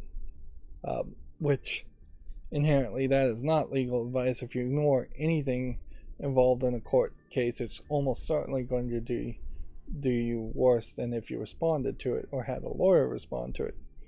But I wouldn't be surprised if that lawyer letter that they're calling a subpoena really doesn't have that much legal force, and then if you don't respond to it in, say, 90 days or some amount of time, you can then say to the judge, hey, I need you to issue a official subpoena to get this information because they're not responding to our requests. And then at that point, the judge may have some more say as to whether or not he would issue an official subpoena or just straight up maybe even issue a warrant for the arrest of somebody because they didn't respond to the request. I wouldn't be surprised if there is a judge subpoena that has a lot more authority than that. Although, in all fairness, I do know that there have been subpoenas issued by the United States Congress that certainly have just been completely ignored and not responded to, and even that just led them to send people in Congress sending a suggestion of charging those people of contempt of court. So it seems like you can potentially risk it in some cases and just not respond to subpoenas. At least you can try. Let's see, moving on, we've got some more follow list cleanups because my macro was broken and I ran it twice. I really would do better if I had a system to not run the macro twice. I don't know how complicated that would be. I'm gonna give this game a little bit more time. See, this is probably just an asset flip game where you're fighting demons, but at the very least you're fighting multiple different types of monsters and demons in multiple different worlds compared to just fighting vampires. And I guess if you were going to make a first-person shooter where you were fighting a bunch of demons and monsters, that would make some sense. Cave, on the other hand, I think we can get rid of Cave as a virtual reality game. Cave Story, Secret Santa. I guess this is probably connected to Cave Story, which I guess is made by Nicholas. Cave Story Plus.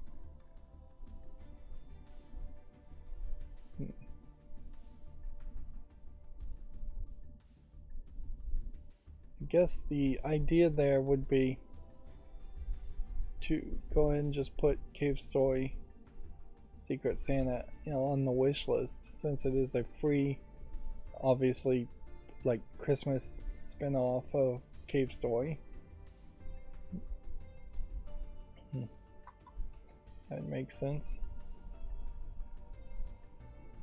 Cat experience. That's gotta go from the fall list. It's not relevant enough. Cats in Time is a overwhelmingly positive puzzle game of some sort. Is it in early access? Nope. Put that on the wish list. Cats and Other Lives.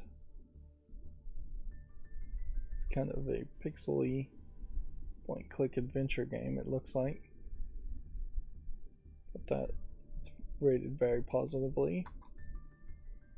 Cat Lateral Damage Remastered is very positive. This is a fairly popular game where you play as a cat and try to do as much damage as possible. Catizens is a city sim. Pretty much all the cat games have cat in the beginning of the name. In this case, I think I would say no to this game because it's just a city like simulator. It's early access still. It's not the kind of game I would play. Catalite 609 Feline Space Adventure needs more reviews. I'll give it more time. Catch Me needs more time. Katana. This one's got to leave the fall list. It's not relevant enough. Right. And so that would be all of the tabs I had open.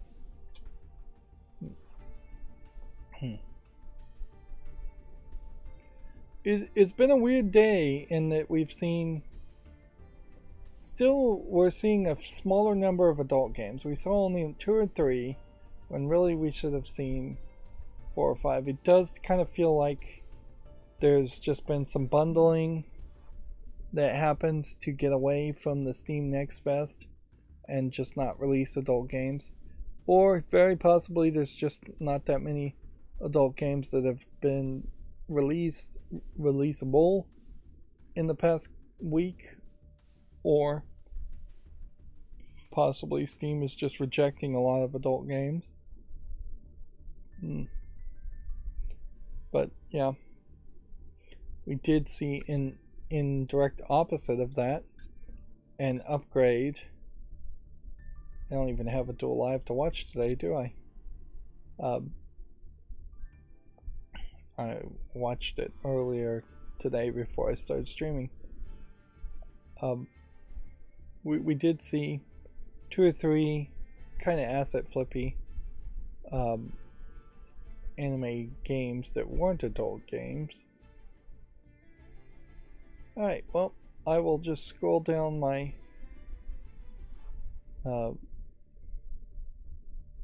my Twitter feed, and for the 3 hours and 40 minutes we've been going, definitely probably rambled too much at the beginning of this stream.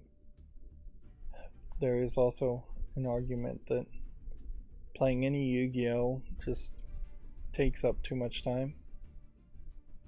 Apparently you can pre-order the collector's edition of Tears of the Kingdom at Walmart. Nope. The pre-orders are sold out and the product is no longer visible on the store. So that happened fast. Wouldn't be surprised if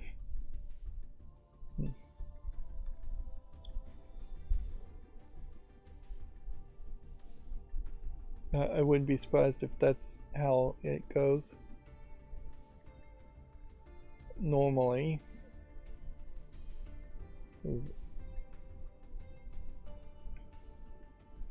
Gamatsu has a PlayStation VR 2 unboxing video, which might be interesting to look at on Monday. You know, one of the things I haven't seen on Twitter in the past couple days is any of the adult, like, lewd cosplayers that I follow, which they were basically taking over Twitter for me for a while there, as fewer and fewer people were posting things. And so I wonder if all the adult things got hidden or they blocked. I still see the occasional cosplayer, but there was a big push for a while there. Although maybe that literally just had more to do with like the Patreon cycle of them promoting themselves so that people would subscribe to them on Patreon or OnlyFans or whatever sites they want people to subscribe on. I'm still seeing plenty of lewd and straight up nude things on Twitter, so if they are actively trying to clean up Twitter,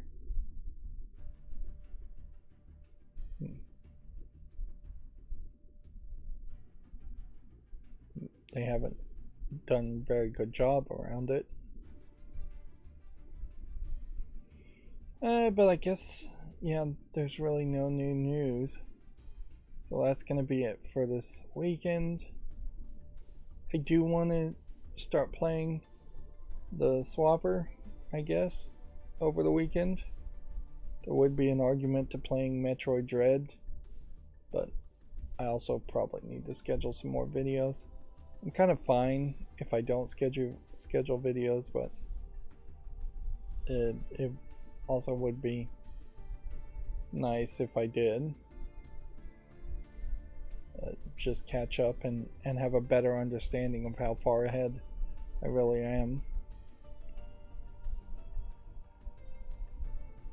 And it'd always be nice to have like good ideas or new ideas to do something different or do things in a different way or improve in some way. But yeah, those kind of revolutionary ideas don't happen very often. Alright, well, I guess there's no point in going any further, so that's going to be it for this stream. As always, I ask you to like, share, subscribe, comment, and watch every second of my videos. If you want to friend or follow me, there's a bunch of social media links down below in the description. There's also a link to Patreon if you want to support me there, or you could just friend me on Steam and gift me a game off my wish list. Thank you for watching.